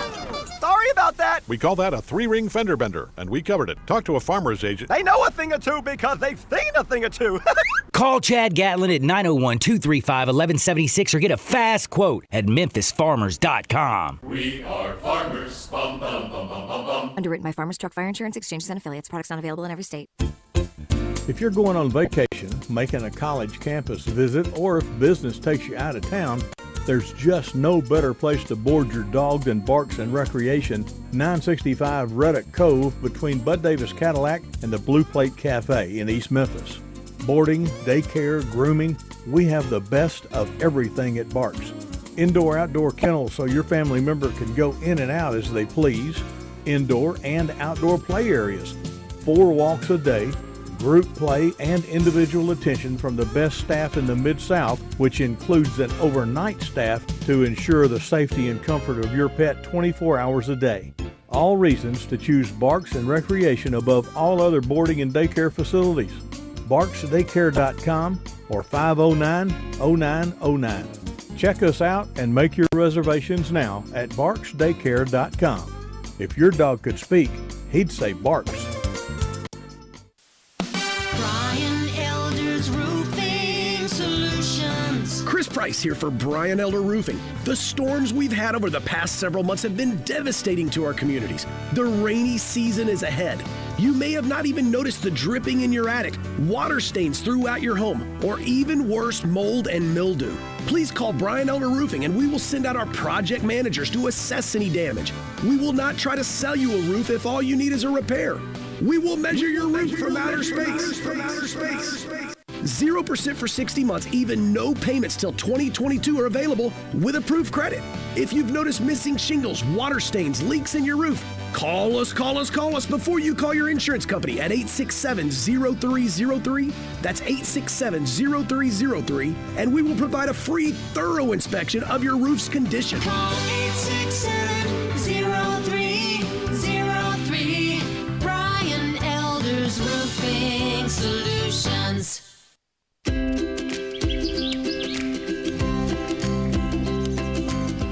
Summertime and the living is easy. No more cutting or paying utilities. Literally, you guys, Town Village Audubon Park, nestled in the heart of East Memphis, located corner of Park and Cherry, is a beautiful residential neighborhood. Looking for a great place to retire, but you still have a very active lifestyle? Then visit Town Village. Only requirements that you're 55 plus. Prices per month starting at $24.50. The Gourmet Chef welcomes you to visit our restaurant and bistro. Package includes 3 complimentary meals per day, maid service, free local transportation, monthly coffee club, themed dinner parties, lots of fun. Visit us and call Daniel or Bo at Town Village Audubon Park at 901-374-7342. There's no place like home. Town Village Audubon Park. Welcome back to Sports 56 Mornings with Peter Edmiston. Yes, I will be good, I promise. Co-hosting Sports 56 Mornings is Anthony Sane. That's great, man. Now, back to Peter and Anthony. 1, 2, 3. Yeah, Inslum National Underground Thunderbounds when I stop the ground. Yeah, see, there we go. By request. You can't stop a train. Who wants some? Don't come unprepared. I'll be there, but when I leave there, that'll be a household name. Weatherman telling us it ain't gonna rain. So now we sitting in a drop top soaking wet. In a silk suit trying not to sweat. Hit somersaults without the net. But this be the year that we won't forget. 1999.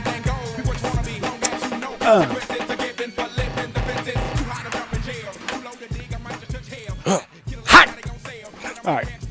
Now, what's your brother play? Huh? What's your brother play? Like instrumentation? Like does he play instruments? I want to say he can get produce. What does he do? I want to say he can get on the keys a little bit. I want to say he can get on the guitar a little bit, but he's mainly a lead singer. He's got a picture on his Facebook page where it's him and Prince singing the song together, and he said there ain't many people that share the mic with Prince because Prince don't pass the mic too often. He said, but I'm one of those people that he shared the mic with. That is a tremendous feather in his cap. Oh yeah, my brother, like, he could tell some Prince stories, man, that'll have you dying laughing, bro. Like, for real. Like, yeah. Well, like I said, we are going to set that up so we can hear those stories because I want to hear those stories, one way or the other. Now, we talked. We got off on a whole tangent here, but I think it's been fun. It's been fun to talk about. That's what it's all about. We're early morning radio, man. Like, we're not going to be a traditional sports radio show. You got all day to. Well, you got to let the show flow, man. Let the show flows where it flows. Yeah.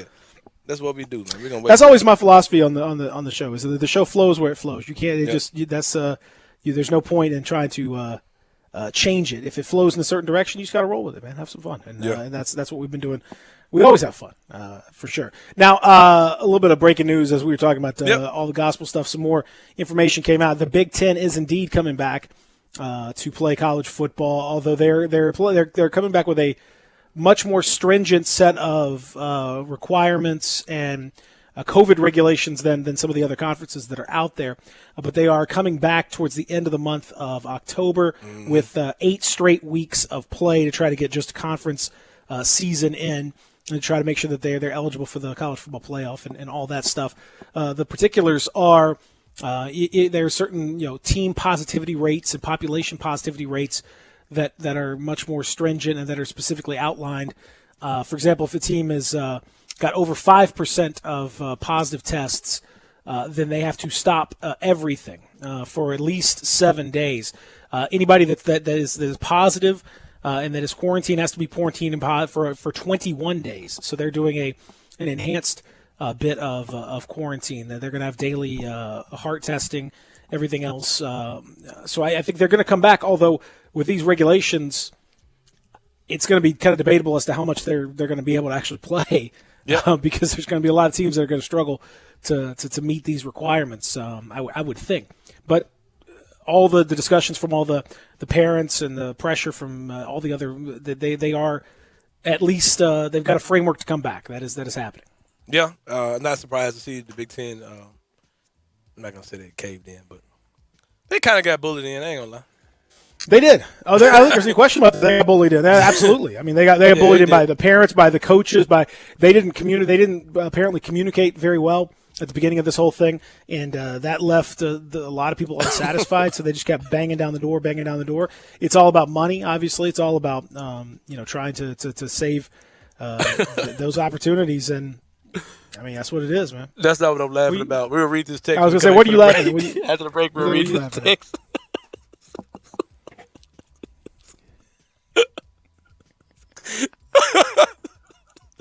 Oh, I saw that. That's great. We'll talk about that after the break, man.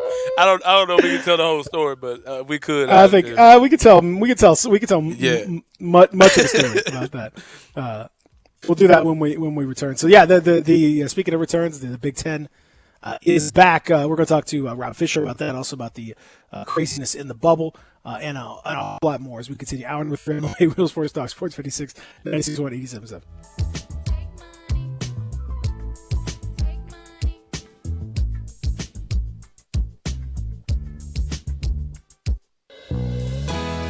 Great news, sports fans. The Butcher Shop Steakhouse is now open for dine-in service. Make a reservation and enjoy a mouth-watering steak dinner. Or, if you prefer, take it curbside. In addition to their fantastic steaks, the Butcher Shop Steakhouse has a variety of entrees, including Canadian lobster tail, crab-stuffed shrimp, pan-seared red snapper, and fresh ground steak burger with portobello mushroom sauce. Planning to cook out? The Butcher Shop Steakhouse offers a great selection of fresh Angus beef, hand-cut steaks and burgers, lamb chops, Atlantic salmon, and more. Make your reservation for dine-in or pre-order for curbside pickup. The Butcher Shop Steakhouse, dine-in, curbside, and delivery. Plus, enjoy the sizzle of top-quality Butcher Shop steaks on your own grill. Call us at 757-4244 and visit our website, thebutchershop.com, for menus and more. The Butcher Shop Steakhouse, Walnut Grove and Germantown Parkway. Did you know nearly 40% of men under 40 and over 75% of men over the age of 40 experience sexual performance concerns? At the Memphis Men's Clinic, their experienced physician performs a comprehensive evaluation that determines which specific issues may interfere with your sexual performance. These issues can vary and range from anxiety to medical issues, low testosterone, or erectile dysfunction. The Memphis Men's Clinic has evaluated hundreds of men of all ages over the years and reestablished a normal sexual life. The Memphis Men's Clinic will work aggressively to resolve issues and allow you to restore your sexual health and overall well-being. That's the Memphis way. If you're 20 years old or 90 years old, come and get cared for the Memphis way. Treatment that's based on your specific needs after a professional clinical evaluation by their experienced board-certified physician. Call the Memphis Men's Clinic today at 901-443-0475 or visit memphismensclinic.com. Hi, this is Troy Five-Ash, owner of Five-Ash Roof Services. You've heard me talk about how we offer the best products, the best warranties, and the best services for years. Now let's talk about pricing. Pricing should never be the only reason you hire a contractor, but in today's world, pricing is always a consideration. So we suggest you get 2 or 3 estimates for your roof replacement from a reputable, licensed, and insured company, and then give us a call. If we can't beat your best price for a comparable roof system by more than $100, we'll give you $100. It's that simple. We are so sure we can offer you the best price, beating all other qualified companies. We will hand you $100 if we can't, and thank you for the opportunity. So give us a call. What's the worst thing that's going to happen? Make $100? Five-Ash Roof Services, a proud supporter of Tiger Athletics and the official roofer of the Tigers home team. Five-Ash Roof Services, fair, honest, and ethical. 367-0050 or memphisroofer.com. Five-Ash Roofing, it's what we do. We're here for you. Central Barbecue is committed to the health and safety of this community, who has supported Central for almost 20 years. Central Barbecue is still open for business with to-go and delivery options to serve the greater Memphis area with the same great barbecue you have come to know and love. With 4 locations to serve you, from downtown, midtown, and East Memphis, you can order your favorite barbecue and enjoy everything on the menu in the comfort of your own home. Call your nearest Central Barbecue location for more information on delivery and to-go options today. You already know you can listen to Sports 56, 96.1 and 87.7 anywhere with the Sports 56 app or at sports56whbq.com. But you can also watch live video of all of our shows on Twitter, Facebook, YouTube, Instagram, and Periscope. Don't miss out on anything. Stay in touch with Sports 56, 96.1 and 87.7 on social media. We are Sports 56, WHBQ Memphis, WIVG-FM Tunica Memphis, and WPG-FLP Memphis, Flynn Broadcasting Stations. Sports 56 traffic. We just have the accident on Jackson Avenue and Macon Road, and we have a crash on Singleton Parkway at Austin P Highway. And that's your Sports 56 traffic update.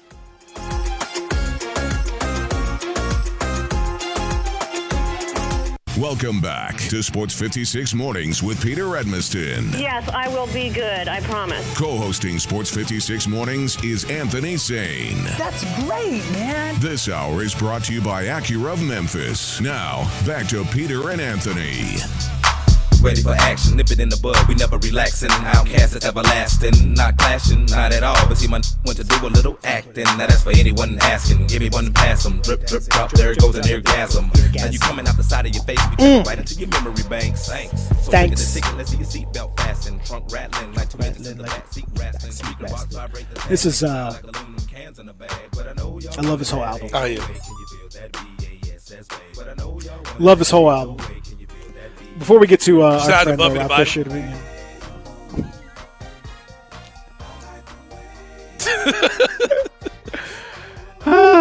fantastic. Were you a Buffy the Body fan, man? How could you not be? Shout out to Buffy, just an innovator, and I mean, so many ways. You talk about changing the game. I mean, in so many ways. Buffy the Body Slick like opened the door to what we call IG models today. Like that's what I'm saying. She was a different type of video girl. She was a different. Yeah, she took it to another level. The shape. Yeah, and I don't know if you're watching, but she took it to another level. But yeah, shout out to Buffy the Body. Haven't seen her, lady. She may look like Buffet the Body. You know, if you were to find her today, but I imagine that she probably does. That's okay. She made her mark in very obvious ways. Oh man, whew. So like I said, I love that album. One of the rare double albums that I think is worthy of a double album. Yeah. Most of them aren't, but that was 2 different styles altogether, kind of working together, separate but together. It's beautiful. Now before we get to our friend Rob Fisher, who's coming up here momentarily, we got a text. Yeah, I got a text. You want to get to that? You want to get to that text? Yeah, I got from a text. One of our loyal listeners. Yeah, loyal listener, JC Payne. JC Payne. Yeah, JC Payne. He came in texting about CJ Hurt. Those guys said names kind of similar. I mean, not saying they're the same guy. No, I don't think so. Nobody would do that. I don't think. No. JC Payne. He said it's not enough for Sane to be stealing CJ's wife. Y'all got to take his father too. You lost a loyal listener today. We hear a lot of that, man. We lose a lot of loyal listeners, man. With sign J.C. Payne is one of my favorite listeners too. Yes, no relation to T-Pain, but yeah, J.C. Payne is J.C. Penny, no relation. Yeah, to J.C. Penny. There's a rumor out here, and I'll talk about this rumor. I'll address J.C. it. Ice, you remember back in the yeah, exactly. I know we gotta get Rob Wolfie on. D. I'll address this rumor now. I can either address it now or later in the show. You tell me what you want to do. Let's go ahead and address it. Let's go ahead and address this rumor, man. There's a rumor that there was a conversation between C.J. Hurt's wife. C.J. Hurt, of course, former co-host of the show, where C.J. Hurt's wife allegedly was telling C.J. that she continues to listen to the show even in his absence while he's gone on to Grind City Media. She said things like, "The same guy, I can tell he's from Memphis. I like his sound. He's really good. Like, I listen every day." And I think it kind of led C.J. to kind of feel a way about that. And, he may or may not have confronted me about, was I trying to take his wife via these airwaves? And I said, CJ, you're not from Memphis, but the Memphis saying is, don't confront me. You need to confront your woman. You know what I mean? So that's a whole other conversation. It's a different way of saying that. But that's the allegation that's out there. To all the listeners, I'm not trying to take CJ's wife, J.C. Payne. We do appreciate you as a listener. We hope that you continue to patronize our show, but don't get caught up in these allegations. Because those are. JC, I mean, again, I think it's important to point out that's not how Anthony Sane operates. He's not going to try to do that kind of thing. Whether it's C.J. Hurt or J.C. Payne or anyone else out there, he's not that kind of a guy. Yeah. Now it just so happens that if people are attracted to a particular show or a particular thing, that's on them. You can't, we can't tell people how to live their lives like that. Yeah, I can. Yeah, but. To J.C. Payne, C.J. Hurt, those allegations about me and C.J.'s wife are not true. I've met her. She's a great lady, but I haven't attempted to steal, quote unquote, steal C.J.'s wife. So let's get that out there. But she's I hope J.C. Payne can pass that along to C.J. Hurt. Because I think those are, that's something that I hope they have a relationship. I don't know if they know each other or not, but it seems like they might, and hopefully they do. Yeah. Now, joining us now is another man, and I don't believe you were trying to steal his wife either. No, never met Rob's wife. Never met. I have. She's fantastic, and I'm not trying to steal her, and that's important.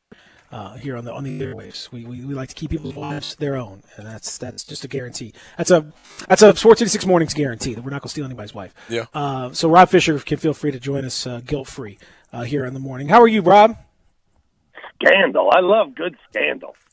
Good stuff. I know. We got all kinds of great scandal. It's fantastic. How are things? How's the course? How's the green? How's everything looking over there? I got to say, at least the video and the response so far, it's been pretty impressive.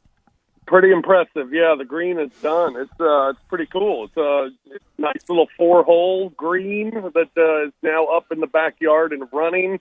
Had the soft opening last Thursday, so things are good. Still working on some details around the green to even pretty it up a little bit more, but it's gorgeous. Looks beautiful. Really stands out in our backyard projects that we've been working on this during this pandemic. And I wouldn't advise anyone do it themselves because it was a pain in the ass, to be honest with you.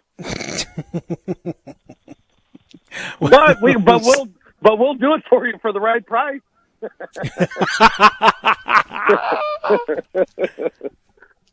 See, that's what I'm talking about. That's called innovation right there.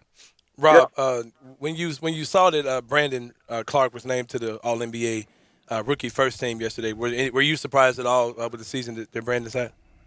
No, I wasn't surprised at all. And then when you look at the voting numbers, man, it was it was no doubt and no surprise. He was great, and I think the key is, the minutes he played, the consistency he showed, his ability to score, his efficiency was off the charts, and he did it all season. It wasn't just a short run; it was that consistency throughout the year. So happy for him, and that's it's amazing to have two guys on that first team, all rookie, and first time since Powell and Shane did it, and for the Grizzlies at least, and. Yeah, I wasn't surprised. I'm excited for him. He was awesome. And the thing that I love and just thought about it this week with Jaren's birthday and Ja winning Rookie of the Year, and then John, Brandon both being on first team, man.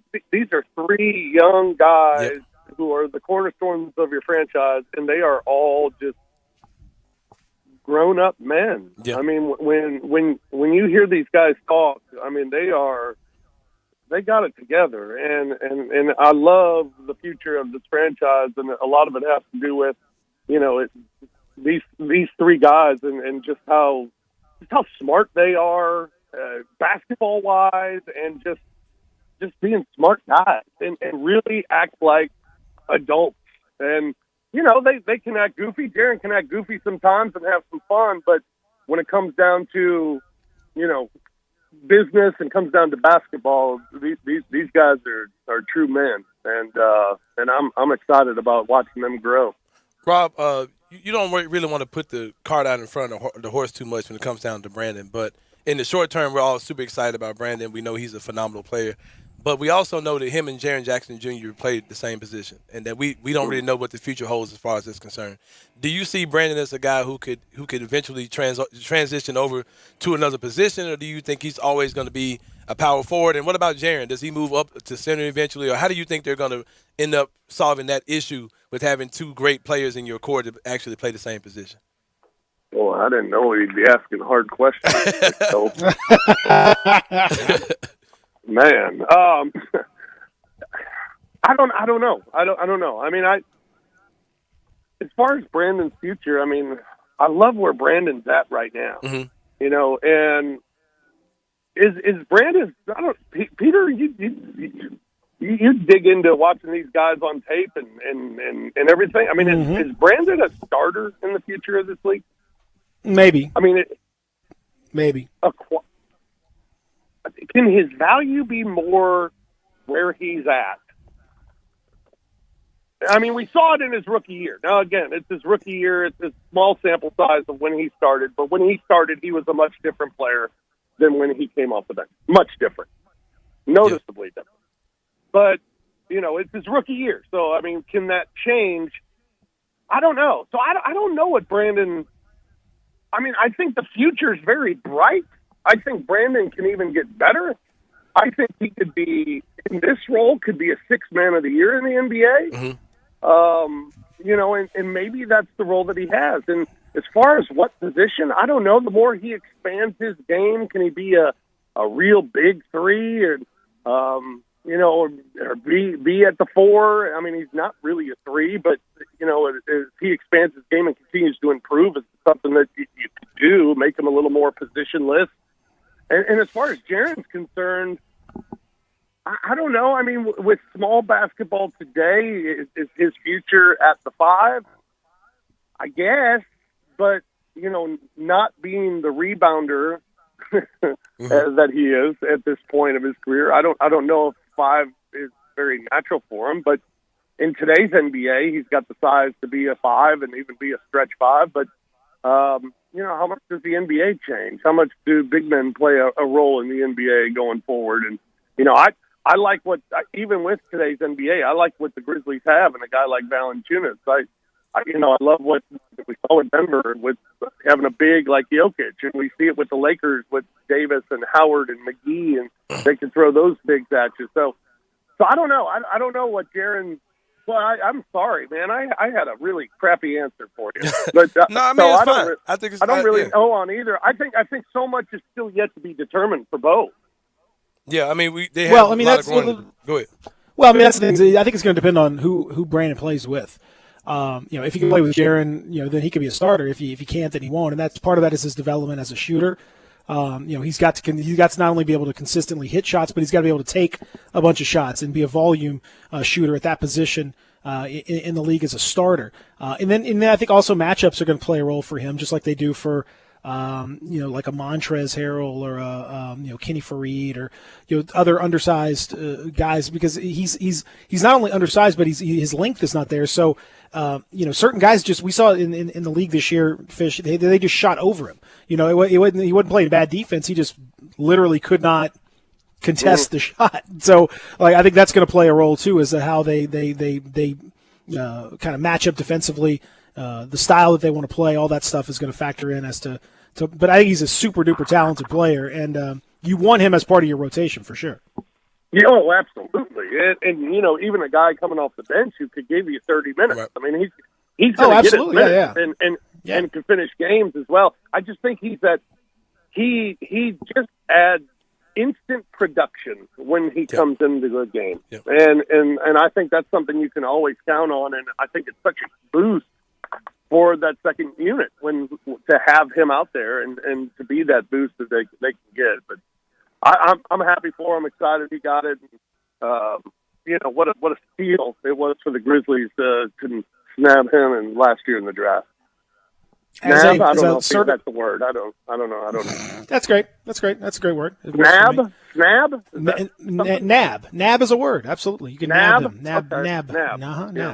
Snag, nab him. Mm-hmm. Snag. Yeah. That's exactly. Yeah. Well, we can get into etymology. Anthony's brother was already talking about etymology earlier in the show. We can get into all that if you want.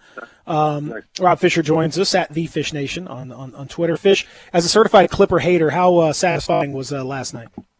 There's nothing better than knowing that you have that over them still.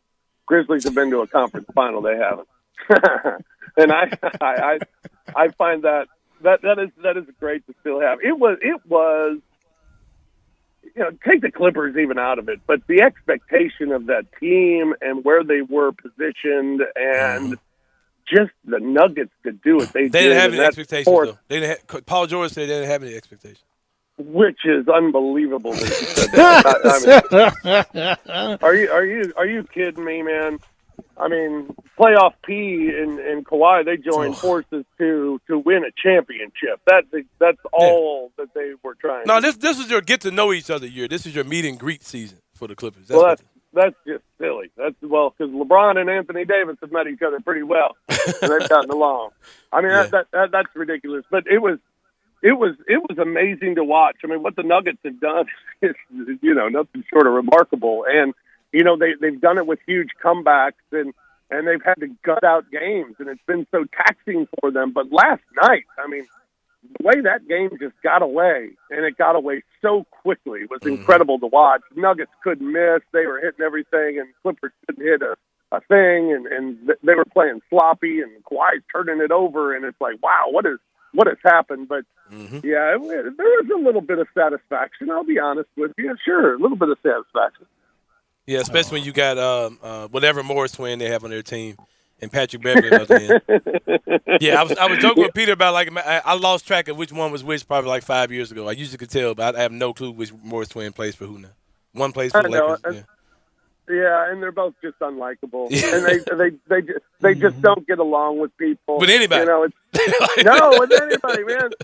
Yeah, and it's funny because you say that because we were playing one of them, and Dylan Brooks, I think, got into it with one of them. I think it was the Lakers game, and Pete Pranica even said, he's like, yeah, well, it looks like Dylan Brooks might have a problem with Marcus Morris, whichever one it was.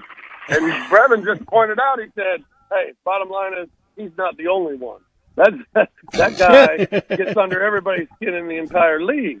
And then Brevin, of course, was like, I don't even remember if that's the one that we got in the New York. Right. I don't know which one it is anymore, man. But yeah, they're unlikable, which is perfect that they're on the Clippers because it's fun to hate them again. Right. Now we got to start playing them in the playoffs so we can really get to hate them again. Sharon, I don't even know which Morris twin. I don't whatever Morris twin. Morris twins trying to get in the way of my.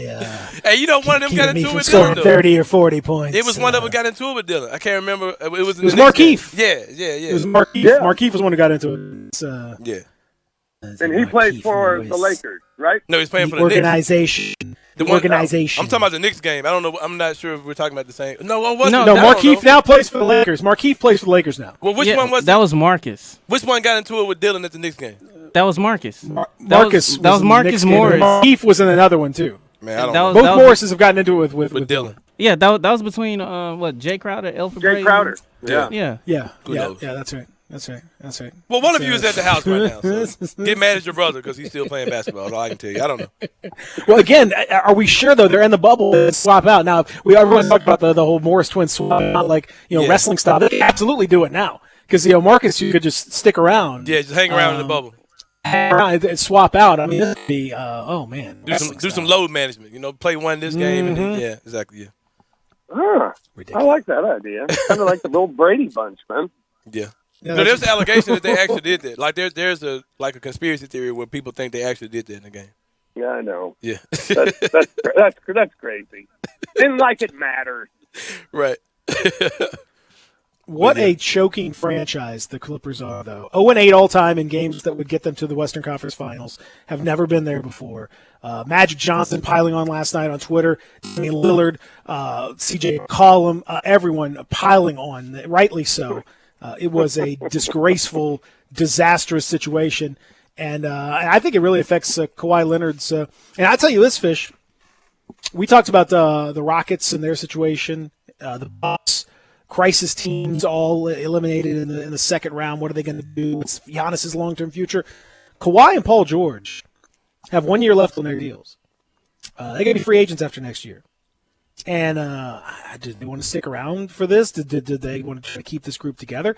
And meanwhile, the Clippers have given up 3 first-round picks over the next 5 years to the Oklahoma City Thunder, who all of a sudden now are thinking, oh, God, look at this. We may be in great shape when this thing is all said and done, to go get Paul George. I mean, shout out to the Thunder, who have taken picks from 2 teams that are disappointing and gotten rid of some garbage stuff that has worked out really well for them.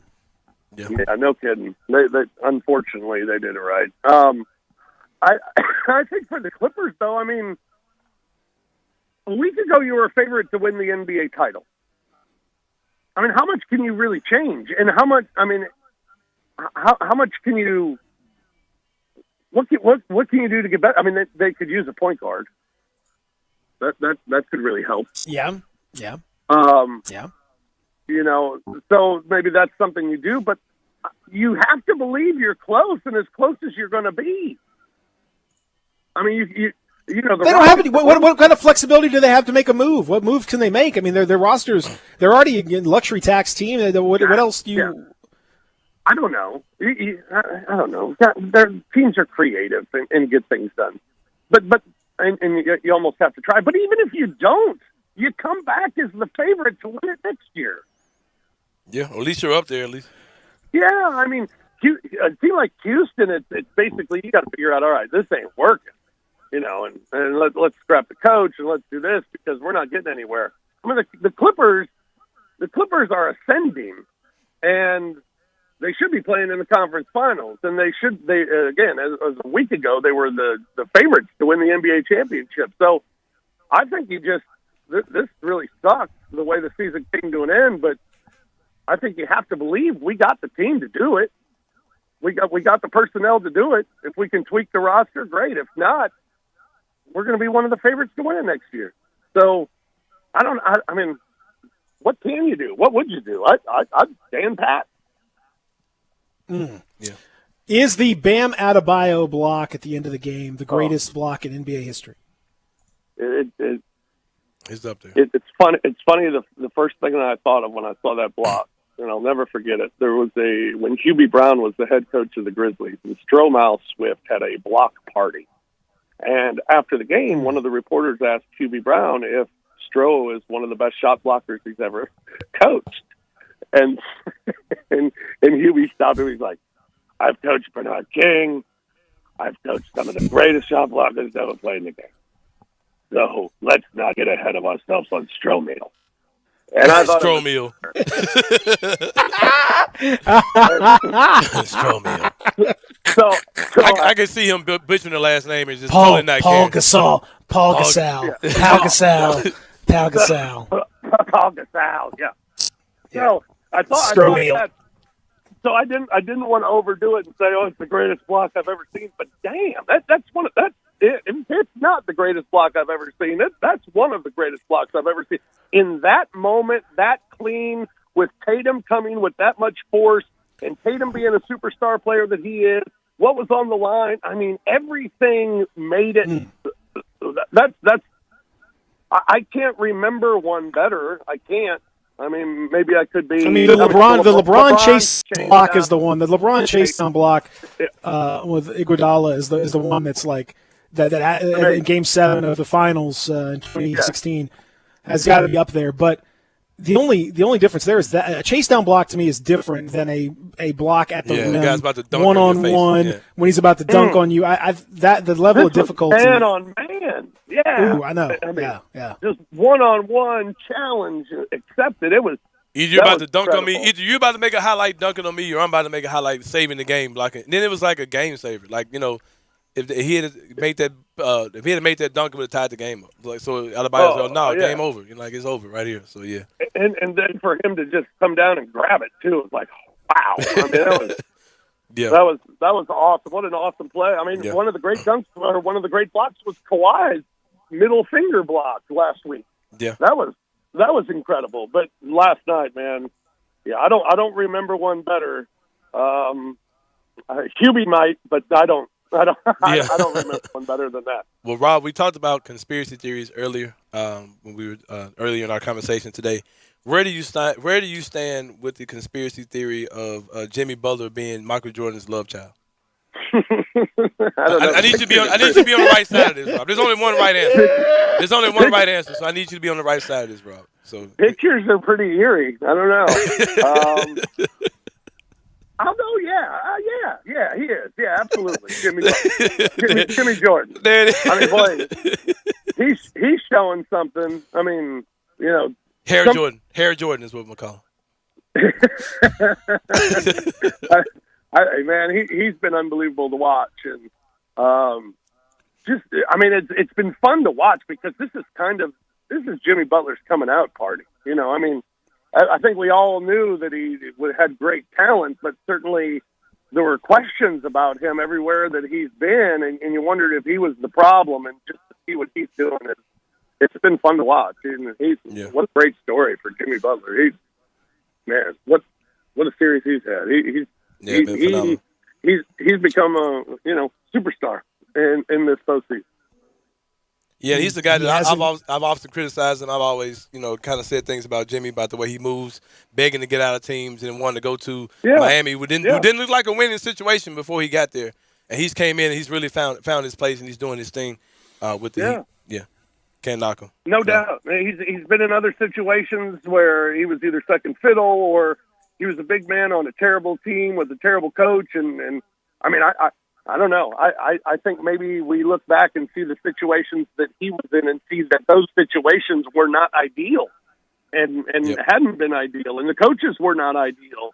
And now he's just in an ideal situation. He's bought in, and he's been great. Unbelievable to watch. He is, of course, Rob Fisher. We'll talk more next week about the Grizzlies' new coaching hires and a whole lot more. Yeah, man. And we'll talk a little football because the odds couple, you guys, we got Big Ten football on the horizon. We got an absolutely awful slate of games on Saturday, probably the worst maybe in human history, but you can still bet on them. So if you want to find out more about that, you can learn what Fish and Lang and the crew have to say about that in a nice slate of NFL too to get to. The odds couple on Grind City Media, is that right? Yeah, that's right. Odds couple. It'll be dropping tomorrow on the podcast wherever you get your podcasts. You can subscribe to the Odds Couple and check it out at Grind City Media and grindcitymedia.com, and you can find that Grind City Media on Twitter and all that stuff. So, yeah. Let's do it. All right, Fish, thanks, buddy. Appreciate it. He's Rob Fisher. All right, good luck with J.C. Payne, by the way. So yeah, that's always. I know we're going to hope to keep that relationship, mend those relationships with J.C. Payne and other valued listeners like that.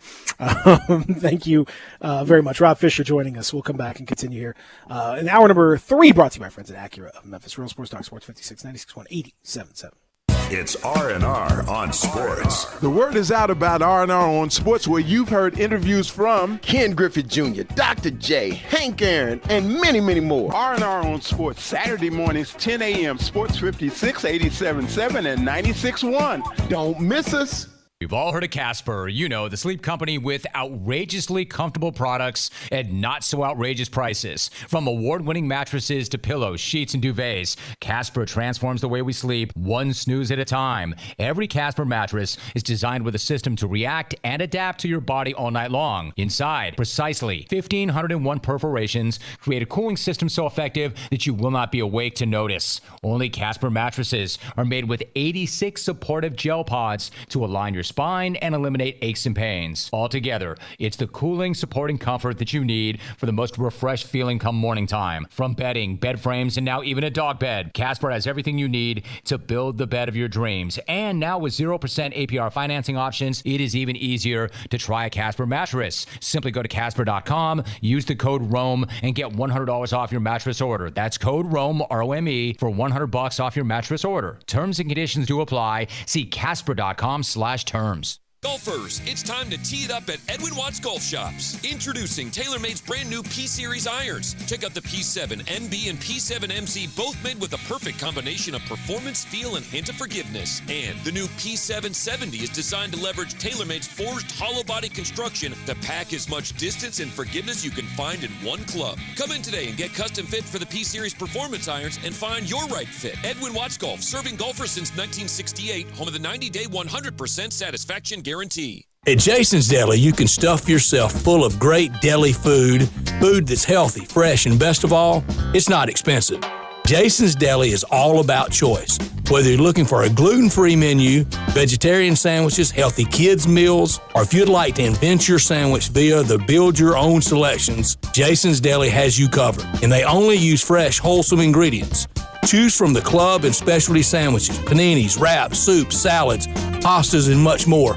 I love the cleanliness in the restaurant, the hospitality, and of course the cost. They have a huge salad bar and great soups, including Southwest chicken chili, fire roasted tortilla, organic vegetable, tomato basil, and many, many more. And if you're planning an event, their catering department is fantastic and can handle any size party. Go check out Jason's Deli's 4 locations. On Ridgeway in the Park Place Center, that's my favorite, on Germantown Parkway in Cordova, at Poplar and Highland, and on Goodman Road in Olive Branch.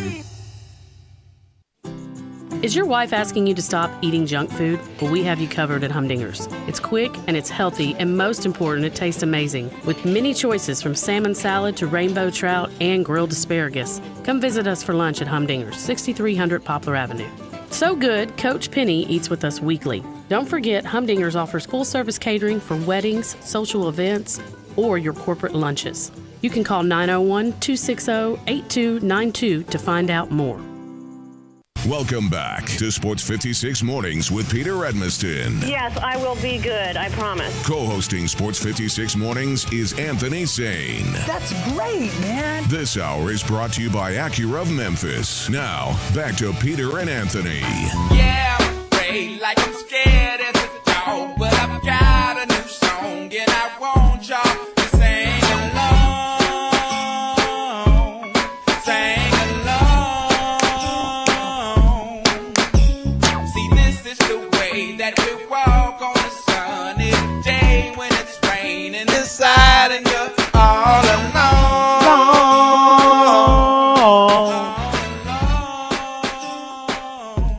Yeah, cause the whole world. It's beautiful.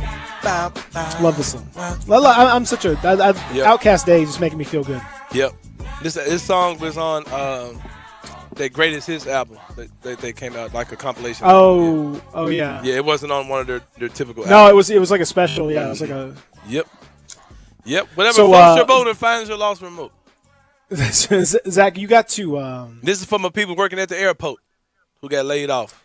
Take the shade Zach, off. you got to you got to play the latest in the saga of Dr. Johnny Sins, the essential worker who was featured on the Ole Miss Cup. If you remember, a few days ago we talked about the wonderful mistake or not mistake or whatever that was made when Ole Miss put a picture of Johnny Sins on its cup honoring essential workers in the pandemic. And Johnny Sins, of course, I'm sure most of you know, is featured in some of the finest works of amateur dramatics, well, professional dramatics, really. Independent filmmaking in the world. Independent filmmaking, gentlemen ballerinas, enjoying certain physical labor, I think is fair to say, getting after it.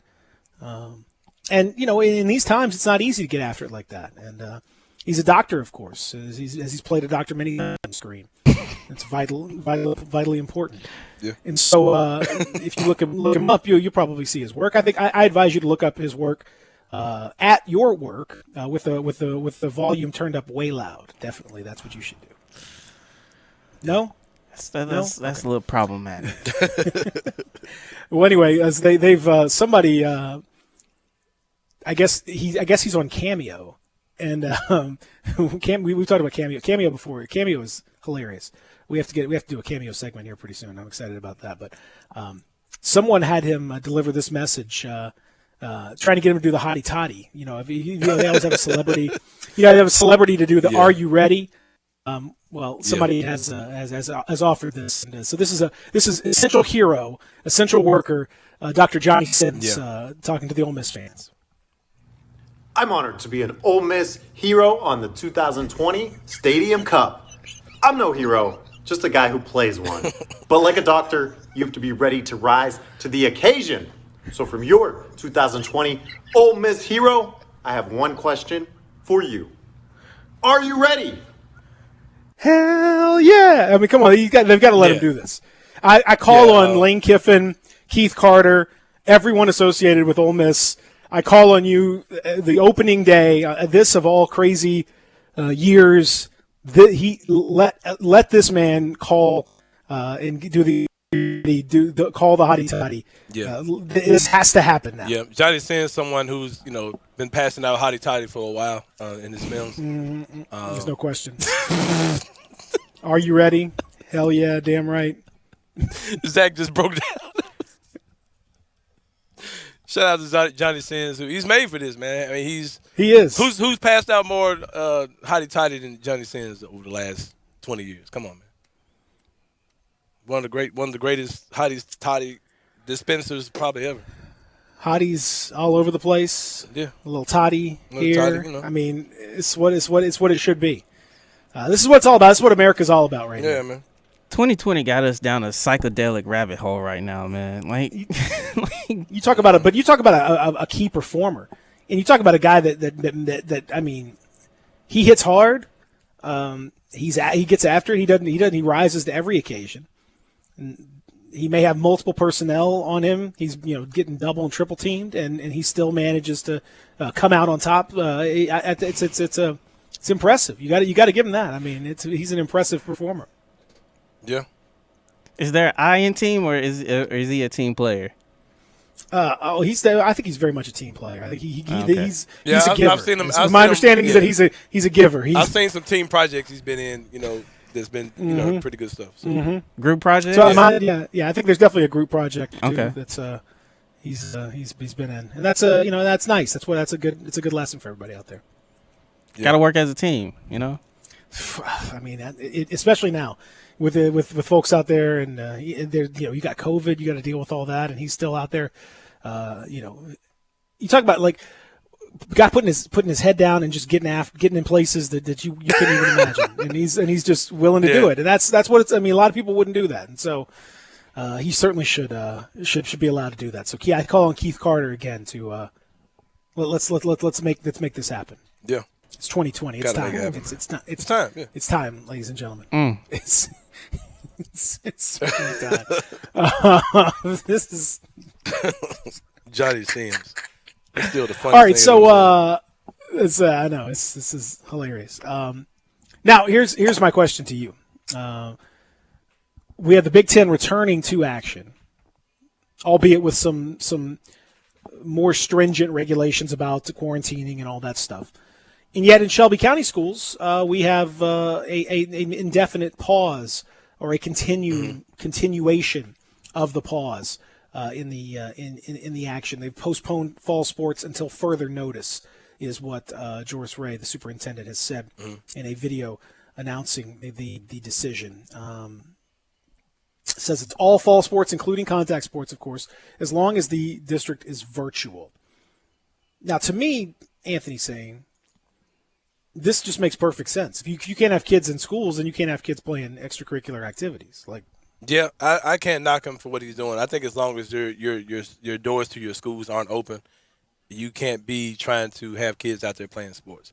And I think that the Superintendent Ray also understands that if something happens with Shelby County schools, it'll be handled differently than, the Collierville Highs, these certain municipal school districts, how things are going to be handled. Because if there's a situation where he's, locking up doors and pulling a Joe Clark and not letting the media in and all this type of things, it'll be looked at differently. I mean, it's just what it is, man. That's Memphis. That's how things will be handled. And he knows. But if you don't have curricular activities, how are you going to have extracurricular activities? And he knows that he can't. He knows man. I'm not knocking him for that at all. I mean, I think he's doing what he has to do. So yeah. I think people mad about that, yeah. Oh, I know why people are going to be mad about it. They're going to continue to be mad about it. But I think this is you look around schools, you look around the country, look at what college football's gone through. I mean, look at why this week looks like it does in college football. You have had teams upon teams who have to postpone, and what's happening in Memphis right now. And Memphis has got a lot more money and a lot more testing and a lot more opportunity than any of the county schools do. Same thing with Arkansas State, who, by the way, now has a problem of their own, and they've had to pause at least a little bit of their activities in some of their position groups as they've dealt with some COVID situations. I'm sure Kansas State's very interested to find out about that. With Memphis now, Arkansas State, you've seen other cancellations this week. Why?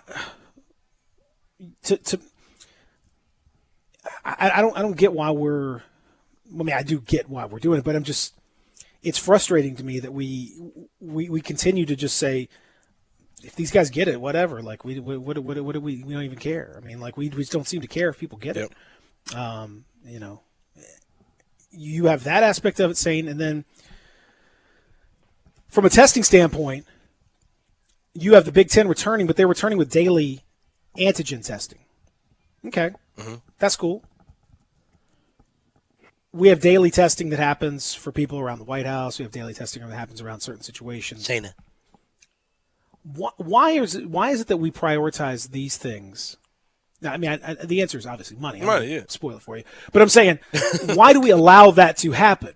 Why do we allow that to happen? Why do we allow this financially motivated prioritization of daily testing? And it's okay if we shift all those resources and all that money towards being able to play football, but we don't really do it towards being able to have education at a high school level. We don't have education at a collegiate level, at a middle school level. All that we don't have the daily testing. We don't push towards that. We're not outraged that this is all being done for sports and not being done. And we all have people in virtual schools and have no idea what it's going to look like. And that's fine. No, let's bring them all back.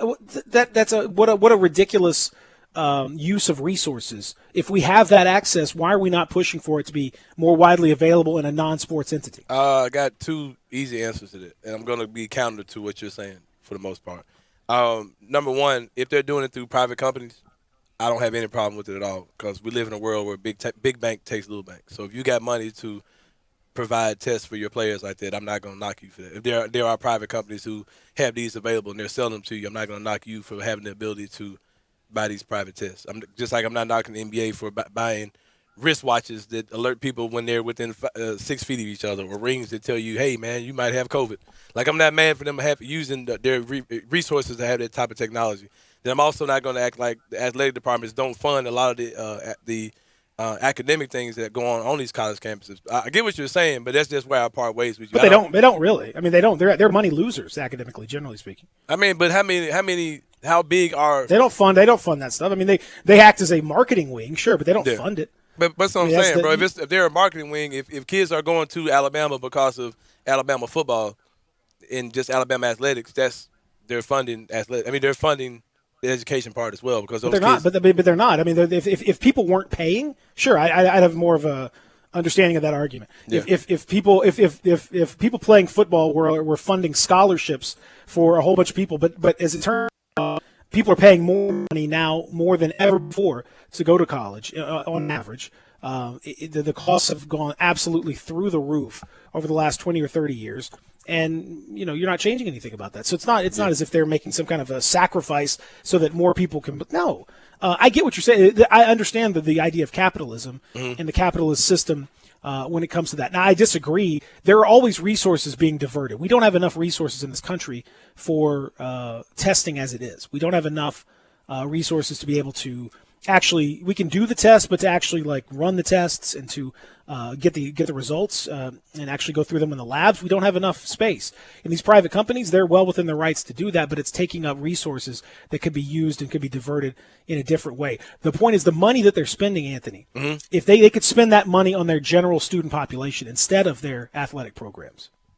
They could put these tests out for, so they're making that choice, is what I'm saying. They're making that choice.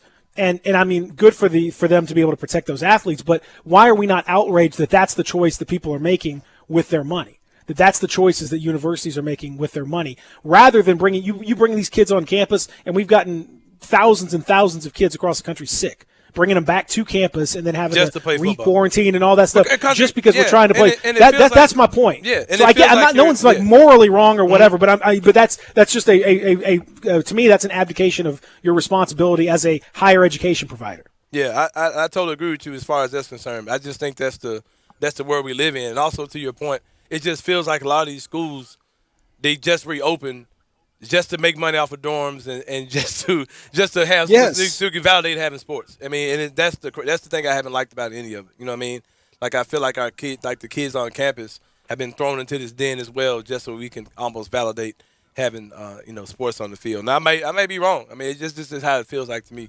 It's like it's all just a validation thing. Like and you have some campuses that are all online and all those type of things, and then you have It's like they're desperately trying to make football happen. And I get it. There's so much money involved in college athletics and betting and all these type of things.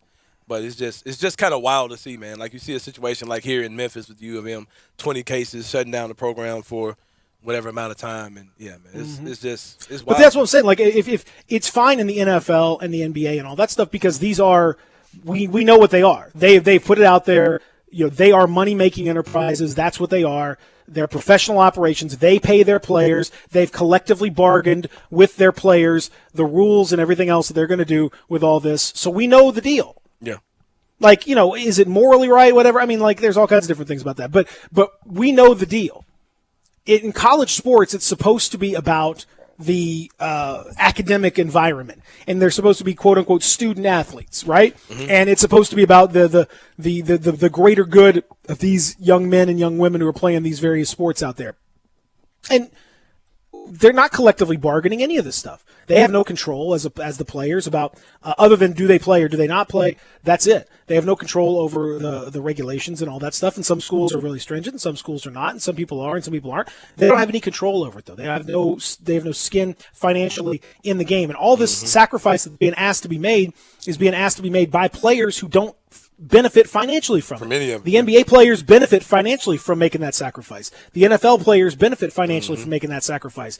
The other than just the fact that they want to play, that's it. And the same thing is true of the high school players and all that stuff, man.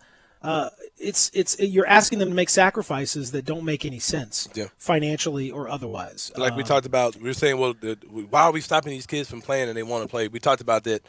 There are things that Gabe wants to do. We stop people from doing stuff all the time. That they want to do. You know what I mean? So, that's kind of weird. That's a weird argument. It bothers me when people say that type of stuff. It's such a weird argument. Exactly. It's such a dumb argument. Like, we don't – just because kids want to do stuff, players want to do stuff, college people want to do stuff, whatever, like – you still have to do what's best. And when I was 18 years old and I went to college, I wanted to go and drink. Guess what? I wouldn't – the government said I couldn't do that.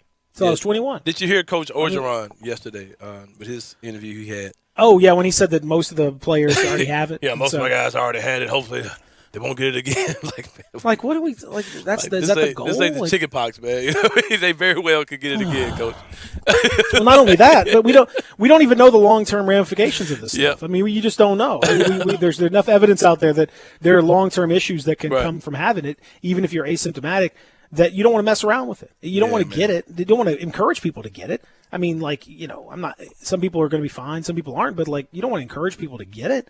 But that seems to be the policy. It's like, let's just encourage folks to get it and see what happens. So that's right. Ridiculous. Wow, we'll come back. We'll take a break. We'll continue. This hour brought to you by friends at Acura of Memphis. Online, AcuraMemphis.com. That's where you can go. And if you virtually want to get all your stuff done there, which a lot of people are doing, then hey, you can buy the car virtually. I mean, it's you're really buying the car, but the whole experience is online. So you can go and take test drive. You can go and tour the cars. You can do all the negotiations, all the discussions, everything else you want to have. It's super easy. It's super simple. All that stuff can be done virtually. They'll deliver the car right to you. It's super easy. If you have, you're already a customer, if you want to work with one of the best repair shops in the entire country, you can go take your car in for repair. They are so good about following all the regulations and making it super easy for you. So it's really about customer service, and it's why, the luxury, sure, the automobiles are luxurious, they're fabulous, they're amazing. RLX, TLX, ILX, MDX, RDX, you know that.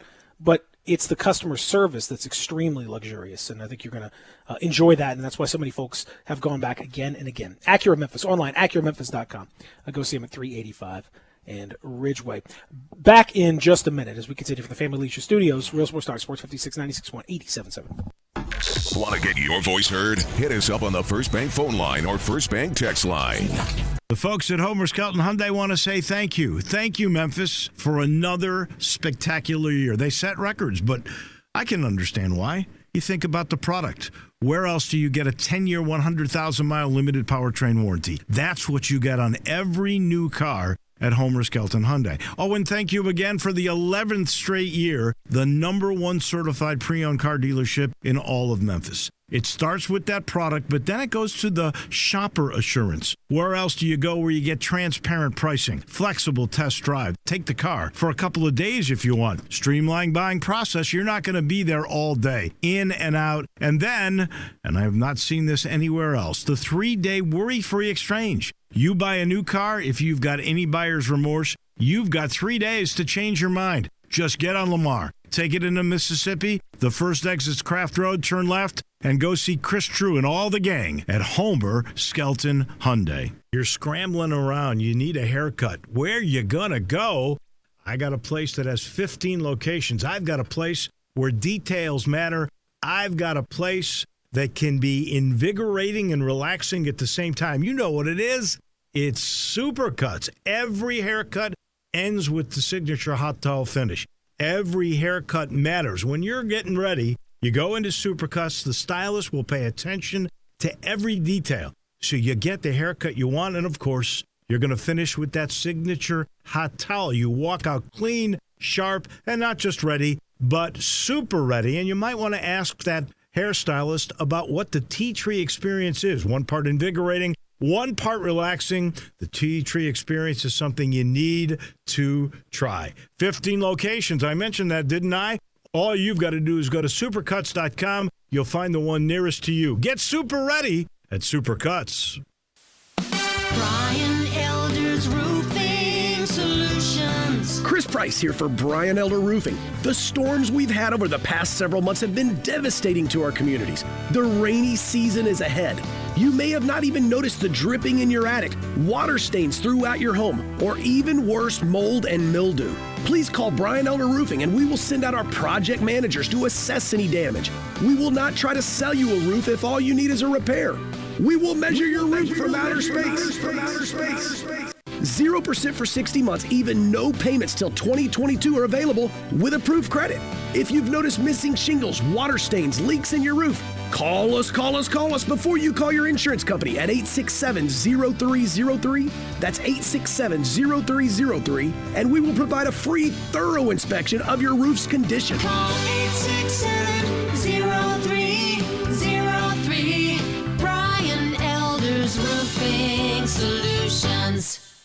Family Leisure's done it again. We're talking about the world's biggest spa sale. Up to 30% off on spas and swim spas. Choose from hundreds of different spas from multiple manufacturers. There is special financing available, and if you are in the market, special pricing now as summer starts to dwindle on chemicals and accessories. Always professional delivery available.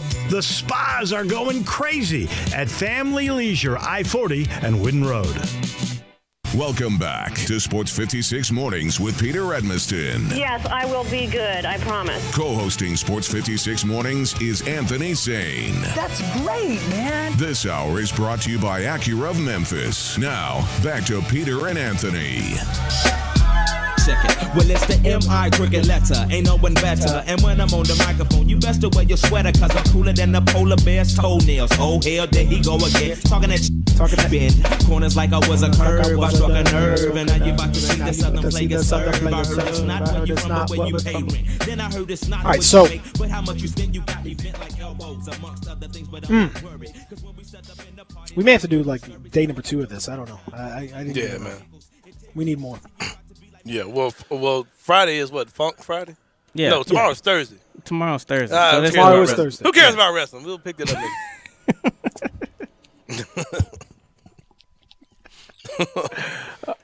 Hour number 3 continuing here. Of course, coming up next, it is Middays. I'll have a lot more.